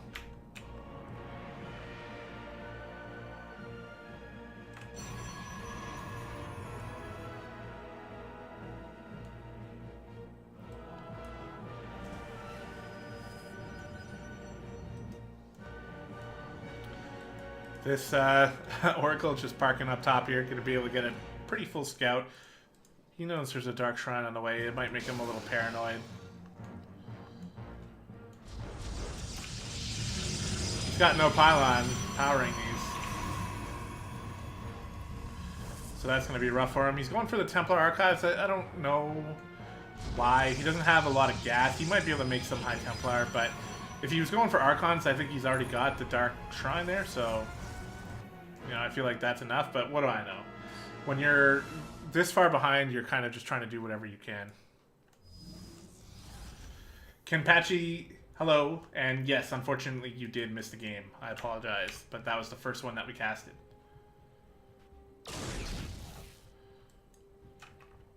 War Prism going over here for KIA. He's got a whole ton of Stalkers that are hallucinated. This is fun. I love doing this or seeing this happen.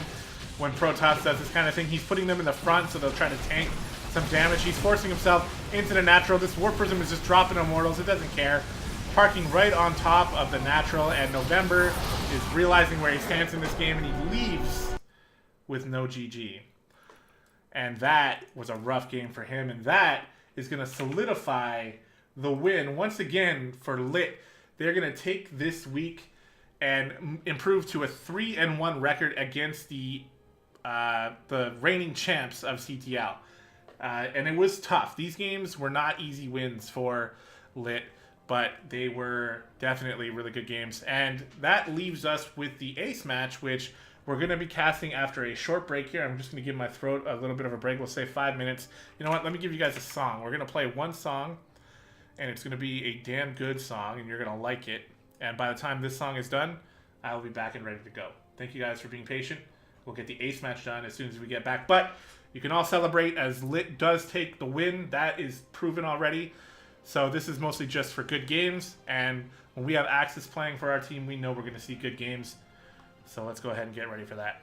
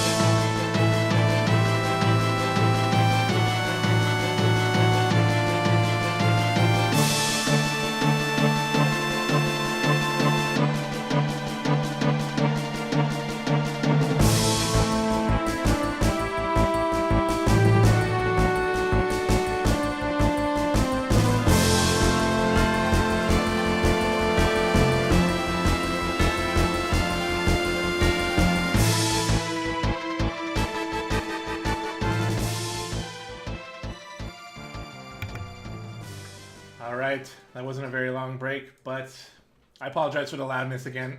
I just hit play and didn't realize that it was maxed out. And I felt like I blew my own eardrums out there too as well, so I'm sorry. We all took hearing damage from that, and I apologize. But that said, I'm going to make it up to you because we are going to jump into game number 1 of our ace match, starting on Backwater. And it looks like we're getting another TVP today, which I'm excited about because TVP has been a lot of fun to watch. So let's go ahead and introduce our players. We have, of course, already secured a 4-2 win here, but let's go ahead and introduce our pink Terran player in the bottom right corner of Backwater, representing LiT. He is Axis. And in the top left corner, representing Psionic Aftermath, in the blue, playing Protoss, it is Salavanth.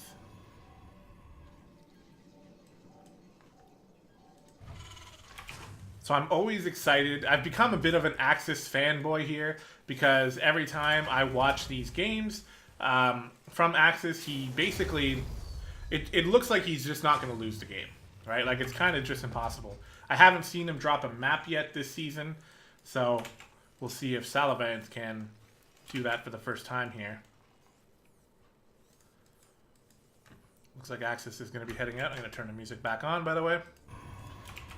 We got double gas coming out. We got a low ground pylon and gateway. Definite sign he's going to be going into a pretty quick second base. At least most of the time, that's the sign. And we'll see what Axis wants to do. It's a little weird. We got a probe over here, and we got a probe in the base as well. So something sneaky coming out of Salavanth, I'm pretty sure. Because otherwise this probe would have nothing to do. Now, the SCV coming in, seeing the low ground stuff, seeing the cyber core go down first. Gonna come in here, see the double gas as well. Probably not gonna be too worried about anything just based on that, but we have this pylon going down here in the bottom of the map. Looks like prime Stargate position to me. And this low ground stuff might just be here to sort of throw off Axis. And the engineering bay going down to try to block this is a very smart idea, but I wonder if Salavanth was even planning on using that base anyway. We'll have to see. Warp gate isn't even started yet. Oh, what is this? 2 robos going down here. Okay, it's not really something I expected, but this is definitely a cheese play coming out of Salavanth, and I really like this because if he did any scouting at all, he probably would know that Axis can be a macro god. Like, I don't know if I've seen a Terran player at this level of play macro like Axis can macro. So why give him the opportunity to have that advantage over you when you can just make 2 robos and try to just kill him? So I think that's what Salavanth is going to try to do here.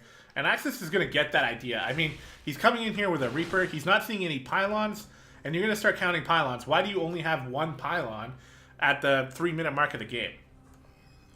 He's looking around for stuff. He knows the second base hasn't come down yet, so he has to know. He's got a bunker already. You might want to make a second bunker or whatever else you're supposed to do.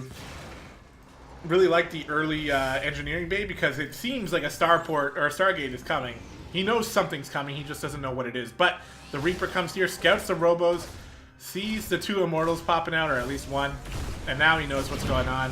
What can he do to defend against this? Because honestly, I have no idea. I don't know what Terran's supposed to do in this position.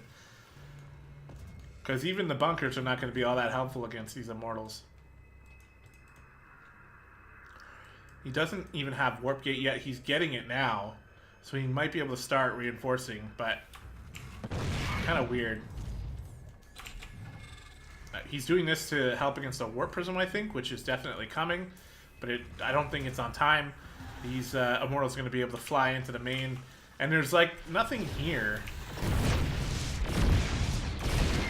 He's pulling the boys, but he's going down to where the proxy is. This might be a good idea. I don't really know. The Immortals are just going to start hammering away at this tech lab. That's going to cancel Stim. Nope, that's not Stim. That was Concussive Shells. But whatever it was still canceled. Immortals coming out here, going to try to start picking away. One Robo goes down. The two Immortals are coming to help out. And this is a really weird situation here. A fourth Immortal, sorry, pops out as well. With the War Prism in position, I don't think... Yeah, Axis is abandoning ship. He's heading back home. He still has 2 bases. So he's got that going for him, but he's lost quite a bit already. And he's scrambling here to try to take care of this heavy, intense cheese. And with 4 Immortals, this bunker doesn't stand a freaking chance. All the boys being pulled now.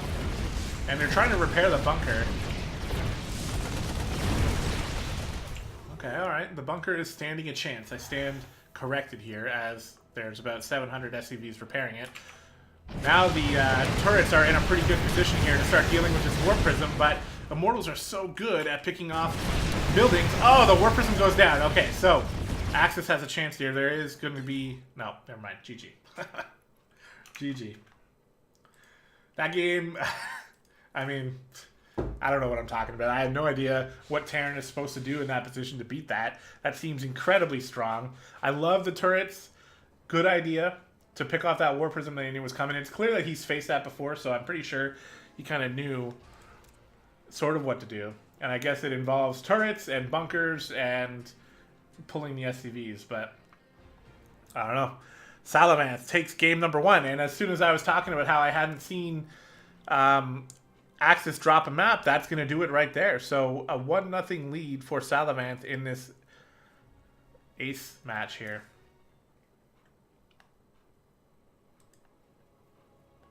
So let's move into game number 2.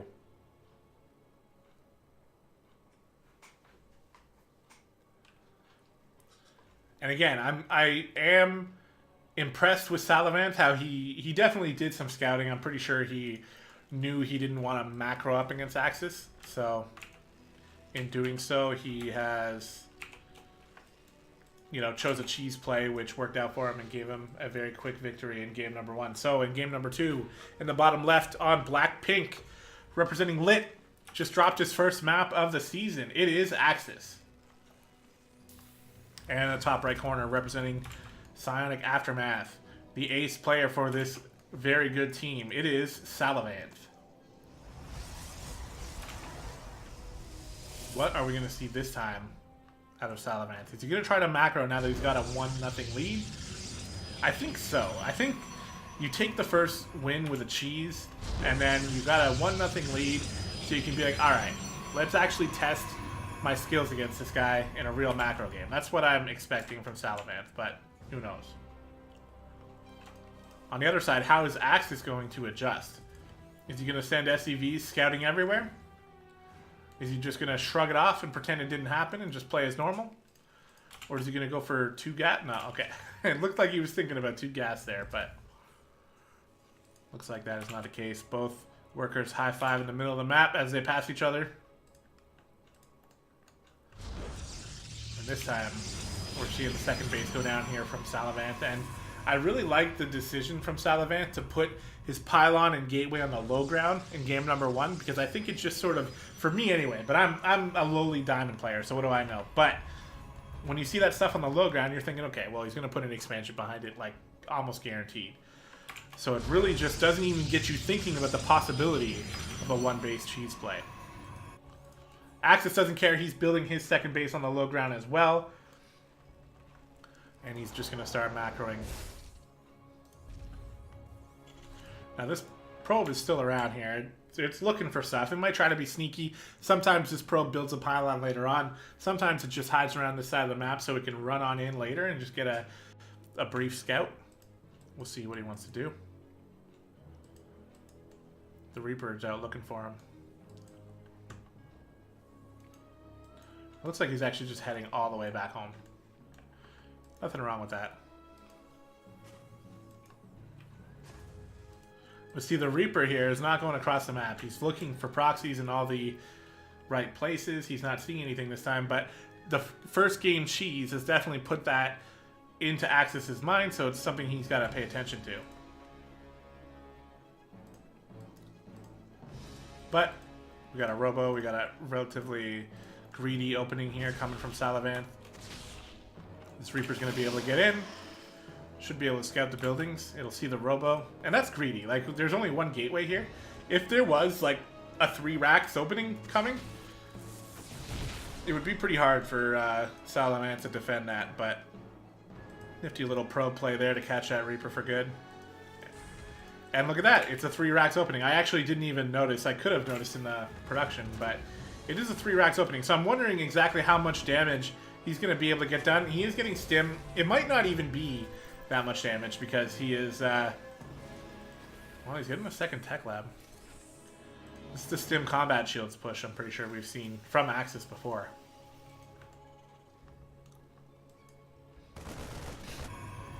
I like this build. I like the idea for Axis to go for this. I mean, it's sort of just like a build order advantage, I would say.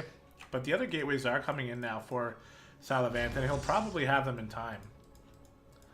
We'll have to see. I'm interested in how this is going to play out. Getting the factory, getting the second gas now. He's going to start moving into that second phase of the Terran, sort of early mid-game. But this is definitely going to be a timing push here to try to get some economic damage done. Maybe even win the game. Well, something tells me Salavant is going to have what it takes to defend. He's got the 1 shield battery already. He's got 3 gates. He's got Immortals coming out. So he might have enough here. Sentries are obviously a very good idea as well. And it's not like he knows this is coming. Like, he hasn't scouted it, has he? Oh. Wait, 1 second. Yeah, he's got an observer. He is scouting it. He's scouting it right in the face. So he knows exactly what's coming. I'd like to see another shield battery go down, and that's probably why he got the sentry. Is he going to go take a 3rd base?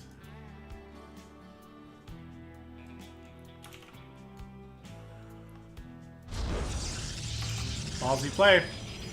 Got a 3 rack stim timing coming at you.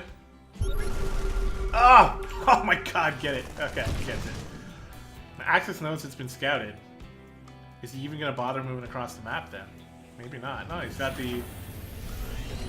Okay, so obviously Axis knows what he's doing, right? So I'm not trying to second guess his plan. He may have just realized that this whole thing has been scouted, so that's why he's not moving across the map. But otherwise I feel... Or he might just be waiting for these medevacs, and that's actually probably what he's doing. And getting a 3rd base. Okay. Maybe I'm just a little wrong with what I expect this 3 racks opening to be. I feel like in the past, you would make this 3 racks opening and already be across the map when stim and combat shields finish, so you can, you know, get that initial damage done. He'd be canceling this 3rd base right now. But it looks like he wants to wait for those medevacs to be able to catch up, and now that I see this in action, I'm pretty sure I've seen Axis do this exact thing before. So it delays the push a bit, but it gives him concussive shells as well as some medevacs. So really going to help that stim push when he's got medevacs in position. So let's see here. He is in position on this 3rd base. He's got 3 shield batteries. I don't think he's going to be able to break this. Charge is already done as well.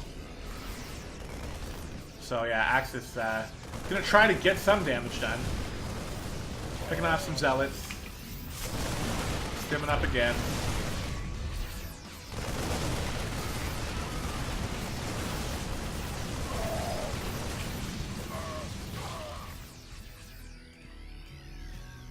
Now he's got 2 more medevacs. 4 medevacs, definitely a good number for this amount of bio, and he's going to try. He's forcing it in here. Going to try to get some damage done, but Salavant is in a pretty good spot. And I wonder if it's because Axis delayed the push, or if it's because Salavant just had that observer over the barracks, and yeah, he's already going home now. Observer in position can see that. He's getting his 3rd base over here. Let's see what Salavant is doing. I've been a little focused on Axis. He's getting a Templar Archives. He's moving into that late game already. Like I said, he's already got charge, which was very good timing for him because he was able to use that to help defend. And now he's just getting all the pieces he needs to be able to fight a Terran army. This scan just misses out on the observer here. So again, all of this stuff is being spotted by Salavant, and he's forcing Axis back.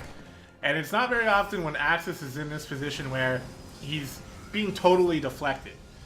Salavant's really showing his skill here, and his decision making is working out for him so far. And things are not looking great here for Axis, but the thing is he's being given that opportunity to macro like a boss. He is ahead in supply, and he is starting to get his upgrades as well. 1-1 coming through here, and now he's going for that double drop, which is a smart idea. And he hasn't totally backed off, so I like this. He's gonna put a little bit more of a focus on this front here. There are a ton of Protoss army units here, but he's splitting up his army. Gonna try to divide the attention of Salavant. This drop is not quite moving into position just yet. I don't think this is gonna work very well. Or maybe it will. He's moving into the natural. There are no army units here, and Salavant has not moved. So he's just gonna drop here. Force a warp in, get a few worker kills, gonna stim up, force the army to move. It's not moving. Looks like Salavant thinks this is a trick of some sort, and it is, but it's not the trick that he thinks. He's gonna then pick up, come over here, get feedback, drop, but look at though, this is what this whole thing was about. So it was a trick. It just wasn't the trick that Salavant thought it was. Now he's got a double drop happening in his main. Only 2 Marauders have come out of the medevacs. That sucks for Axis. He's going to finally be able to stim up here. These charge lots aren't that good when there's no surface area to get in on the bio. This is going to hurt. He's definitely going to have to get out of there now. I don't think it's going to happen. Oh! I don't understand how he was able to do that. 1 Stalker. Oh my god. Yeah, Axis is giving that up. But, excuse me. Behind all this, we got a fusion core. We got this upgrade coming through. We have a lot of bio. He's getting a lib range, I think that's what that is. And he's just building up. So the whole idea was to keep Salavant back at home, worry about these drops, keep him from moving out. And now Axis has been given what he needs, and that is time to macro. And look at this, 176 supply. And Salavant is doing a good job keeping up as well. You know, he's not that far behind, so it's not like Axis is just going to win. He is going with another double drop here. I really like this. I wonder if he's going to, you know, use his army to sort of distract again. It's usually a pretty good idea. Maybe not. Maybe he's just trying to drop. Who really knows? He's got a 4th base coming down as well.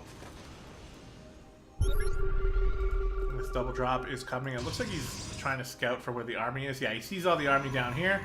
So he knows he can just come on in and drop again. He's going to pick off some pylons, force some more warp-ins, maybe another recall. But he's keeping his main army at home here. So this is just a harass. He's going to try to pick off some pylons, pick off a robo. That would be pretty good. This warp prism is not something that Salavant wanted to give away. And now a bunch of probes going down here. And Salavant just not really responding enough to this drop. It's getting a ton of damage done. The Templar Archives goes down. And whatever this building is, another gateway, that's probably going to go down as well. This positioning is too good here for Axis as he finally picks up. And wow, he's feedback out of the sky. And eventually, this is all going to get taken care of. And Salavant, it seems like he's expecting these drops to distract him. So he's keeping his main army on the base that he really wants to defend. And I guess that's a good idea. Now we have Liberators coming in. They're going to start picking off these probes and force Salavant to move this army around. He doesn't have a Liberator up here. He's just got this one, I think. He's just going to come over here. Yeah, and he's in a spot that's very hard to hit. I think it's going to get taken out, though, by these Stalkers. A little unfortunate for Axis. He did get some damage done. If we look at workers killed, he's killed 25 so far in this game. Excuse me.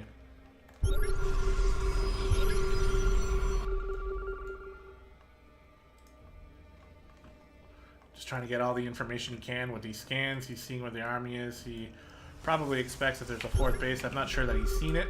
Nope. And it looks like Salavant has had enough. He has had the time to max out. He's got a strong Protoss army here with a few High Templar. Probably not as much as he really wanted to have, but that's going to be a lot of Storm. This Liberator is going to spot this. And where is Axis? He's getting ready to move into position.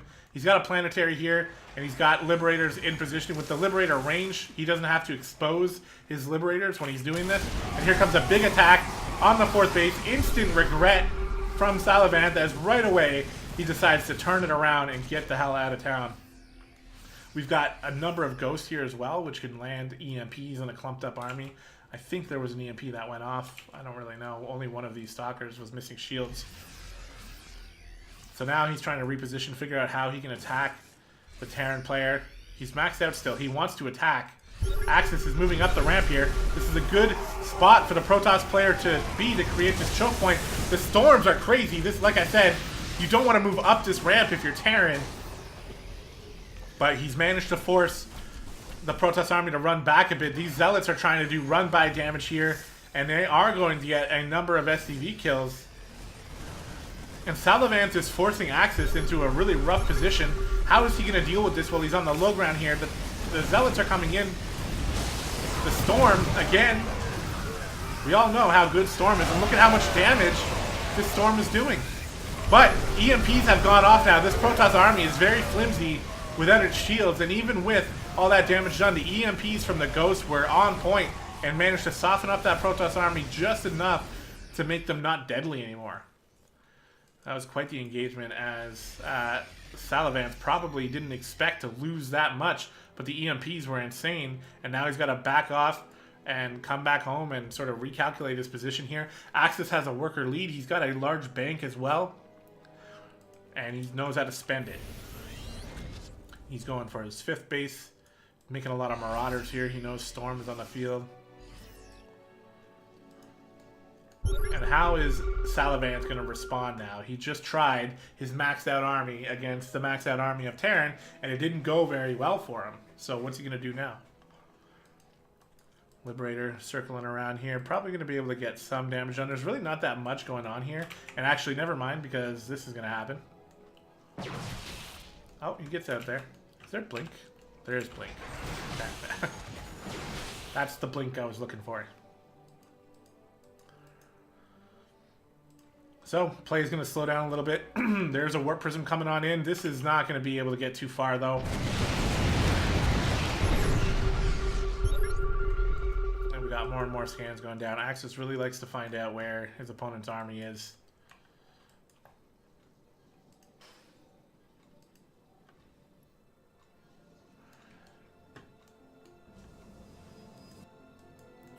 Warp Prism was deflected. I think Axis knows it's still around, so he's looking for it, I think. Getting that missile turret, or that, that sensor tower down. Try to keep an eye out for it. Getting the watchtower is definitely going to show him where it is, I think, anyway. But he's more interested in scanning around, looking for his opponent's army. He found it, so he knows he can move around his side of the map and be relatively safe. That Warp Prism is still alive, though, and it's definitely within vision. Like, Axis can see that. Mineral field depleted.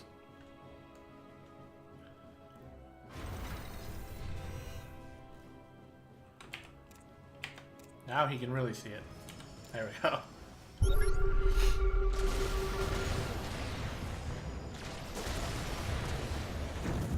So he takes out that Warp Prism. Now he knows that he's basically safe back at home. These sensor towers giving him all the vision he needs. Won't see the observer. That's okay, though. It's not necessarily a threat, as we have a big engagement going on this platform here. Widowmine's burrowing. Storm is really good. Axis has a pretty nice supply lead right now. His army is much bigger as far as upgrades go. 3-3 done for Salavant. +3 armor, just about finished here for Axis. He's trying to set up an engagement here. These Liberators, a little bit exposed, but they've been given the time to siege up. So now that he's got position here, he's coming up. He's got to be careful for the storm that he knows is coming.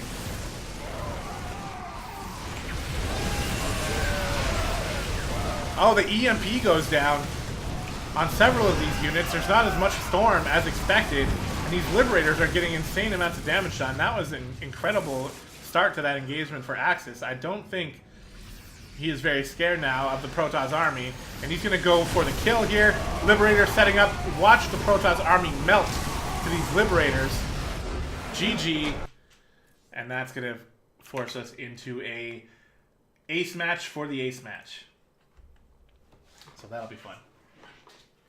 Game 3 coming up here for this ace match. Again, LiT has already secured the victory, so this is just for bragging rights, but you know what? Bragging rights are important, man, especially when it's ace versus ace. Because we can say we won the week, right? But if the other team has the stronger ace, then there's still like some bragging rights that they have for that. I remember I used that excuse in the one series that we lost earlier in the season, but we won the ace match. So, you know, I sort of took a victory out of that. And I would give that to our opponent if they were able to beat our ace. So let's see if that happens here in game number 3. As we introduce the pink Terran in the bottom left corner of Eastwatch, the biggest map in the pool, it is Axis. And in the top right corner of the map, representing Psionic Aftermath, it is Salavant, who has proven to be a very good Protoss player. I love seeing these two guys play against each other. I think that they are a good match. But I think Axis just has a little bit too much macro for anyone he's gone up against so far. We do have that low ground thing happening here again here from Salavant. He might, like some players will just go back to what helped them win before. So we might see another cheese play coming out of this probe. And I think Axis likes to play it straight. I don't think he only has 1 or 2 builds. I think he's got a number of builds, but they seem to force him into that normal sort of standard style of play. And I mean, standard is standard for a reason, right? It's because it's strong. So I think that's what Axis wants to be doing here, but I could be proven wrong. SCV going across the map, trying to scout things. He's going to see this, and this is exactly what he saw last time he came in and, you know, ended up getting cheesed. So now that he sees this again, he might be expecting it a little more.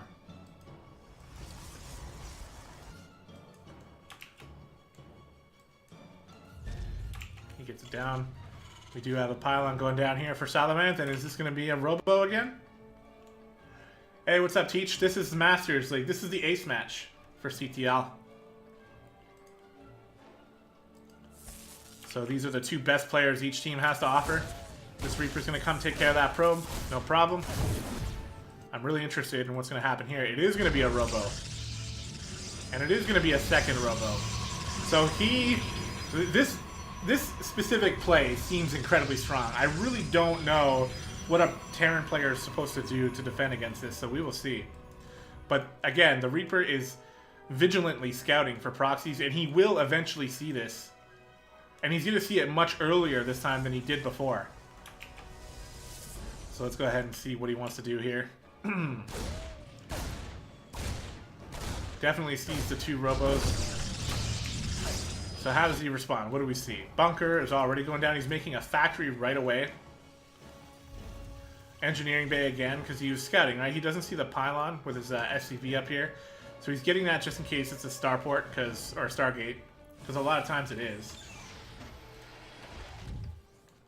Let's see how he wants to handle it. It's worth noting, for those of you new to the stream, Axis lost against this in game number 1, and it was the first map that I've seen Axis lose all season. Now that he knows it's coming, he's already dealt with this once before. Well, he lost to it, but he experienced it. He's getting the turret here to help against the Warp Prism, which he knows is coming. And these Immortals are going to be pretty strong. Trying to get concussive shells.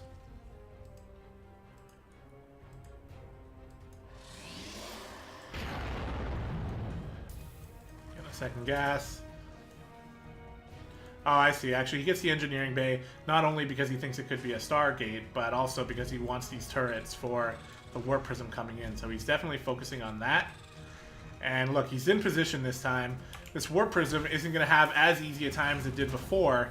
And he's in position to shoot it away with Marines. He focuses, or he could focus the Warp Prism with those Marines. This SCV just barely doesn't get the turret finished. And it does get taken down. There's a Cyclone, definitely going to help out against a Warp Prism for sure. He can lock on. That's what he's going to do here. Is he going to be able to take out this Warp Prism? No, the Immortal is trying to focus down the Cyclone. And it's a very precise micro battle these players are waging against each other. Another Cyclone coming out here. And these Immortals are pretty badly bruised already. He's got more that could be on the way. Another one came around this corner. He is supply blocked. And this bunker doesn't stand a chance. So he comes in, destroys the bunker. And Axis isn't interested in going down there. He's going to pull away.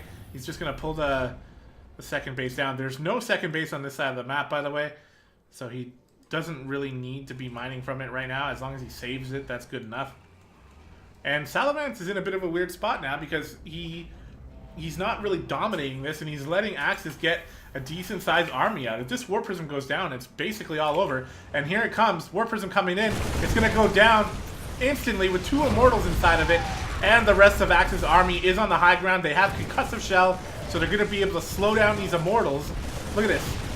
He's slowing down the Immortals, chasing them down, and now there's basically no hope for Salamence. He gets pushed back. All of his Immortals are dead. GG, well played. And that's going to do it. Axis shows us how it's done. This is how you defend against that incredibly cheesy double robo proxy coming out of Salamence. It's the first time I've seen it, although I'm sure at the higher levels, you know, Terran players are seeing that quite often because Axis seem to have what it takes to defend against that. So yeah, so that's going to do it. So LiT finalizes the series with a 5-2 win against one of the best teams in the CTL. And we were all happy about that when that happened. This actually puts LiT #1 in our division with a 3-1 record. I'm not exactly sure what we need to clinch a playoff spot, but one more win this week is definitely not going to hurt. So let's hope that we can go for that. Let me just finalize this here. Give Axis the good old green. And you know what? I think, was it the first... Did we lose the first week or was it the second week? I can't remember. It was either the first or the second week we lost. No, we won 2 in a row. So this is actually our 3rd win in a row. So we are on a winning streak officially now. And once you get streaking, it's hard to lose after that. So that's going to do it for this week, guys. Thank you so much for watching the cast. Again, I apologize. When things started off, I wasn't feeling very good, but I kind of forced myself to do the cast.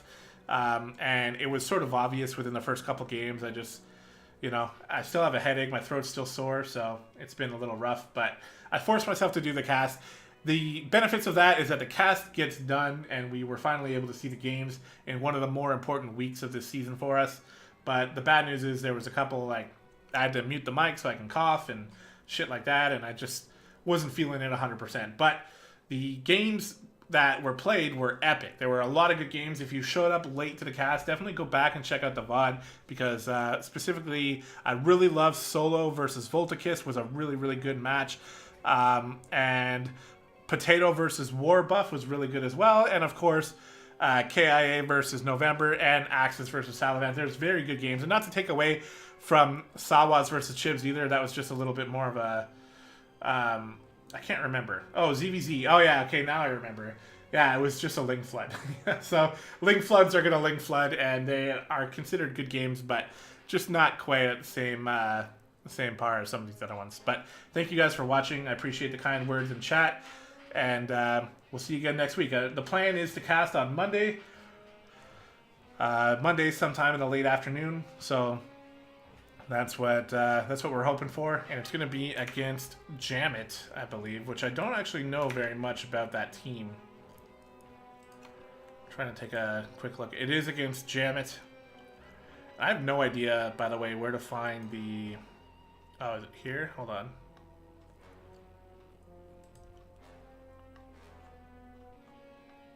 Yeah, here it is.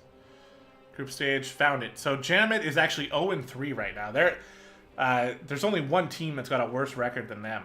So hopefully LiT will be able to secure a win against them and bring us up to 4-1. But we got some good teams in our division. I'm looking at the standings right now.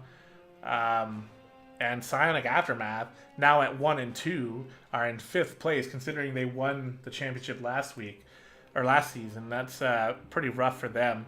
But even though we're 3-1, we still have Guns and Roaches in our division, which is 3-1. All Inspiration 2-1, which they took their one loss to us. And on the other side, we have Taste the Bacon, which is Pig's team, is 4-0 right now. and Formless Bear Sloths is 3-1. So we got some really good teams still in the division. So after a couple more weeks, we'll really start to flesh out, see who the real contenders are, and I really think that LiT is one of them. But again, guys, thank you so much for watching. I'm going to take this opportunity to end the cast and to rest my throat even more, and I'm just going to chill and probably just play some Path of Exile today and relax. So thank you again for watching. Thanks for checking out the games, and we will see you next time.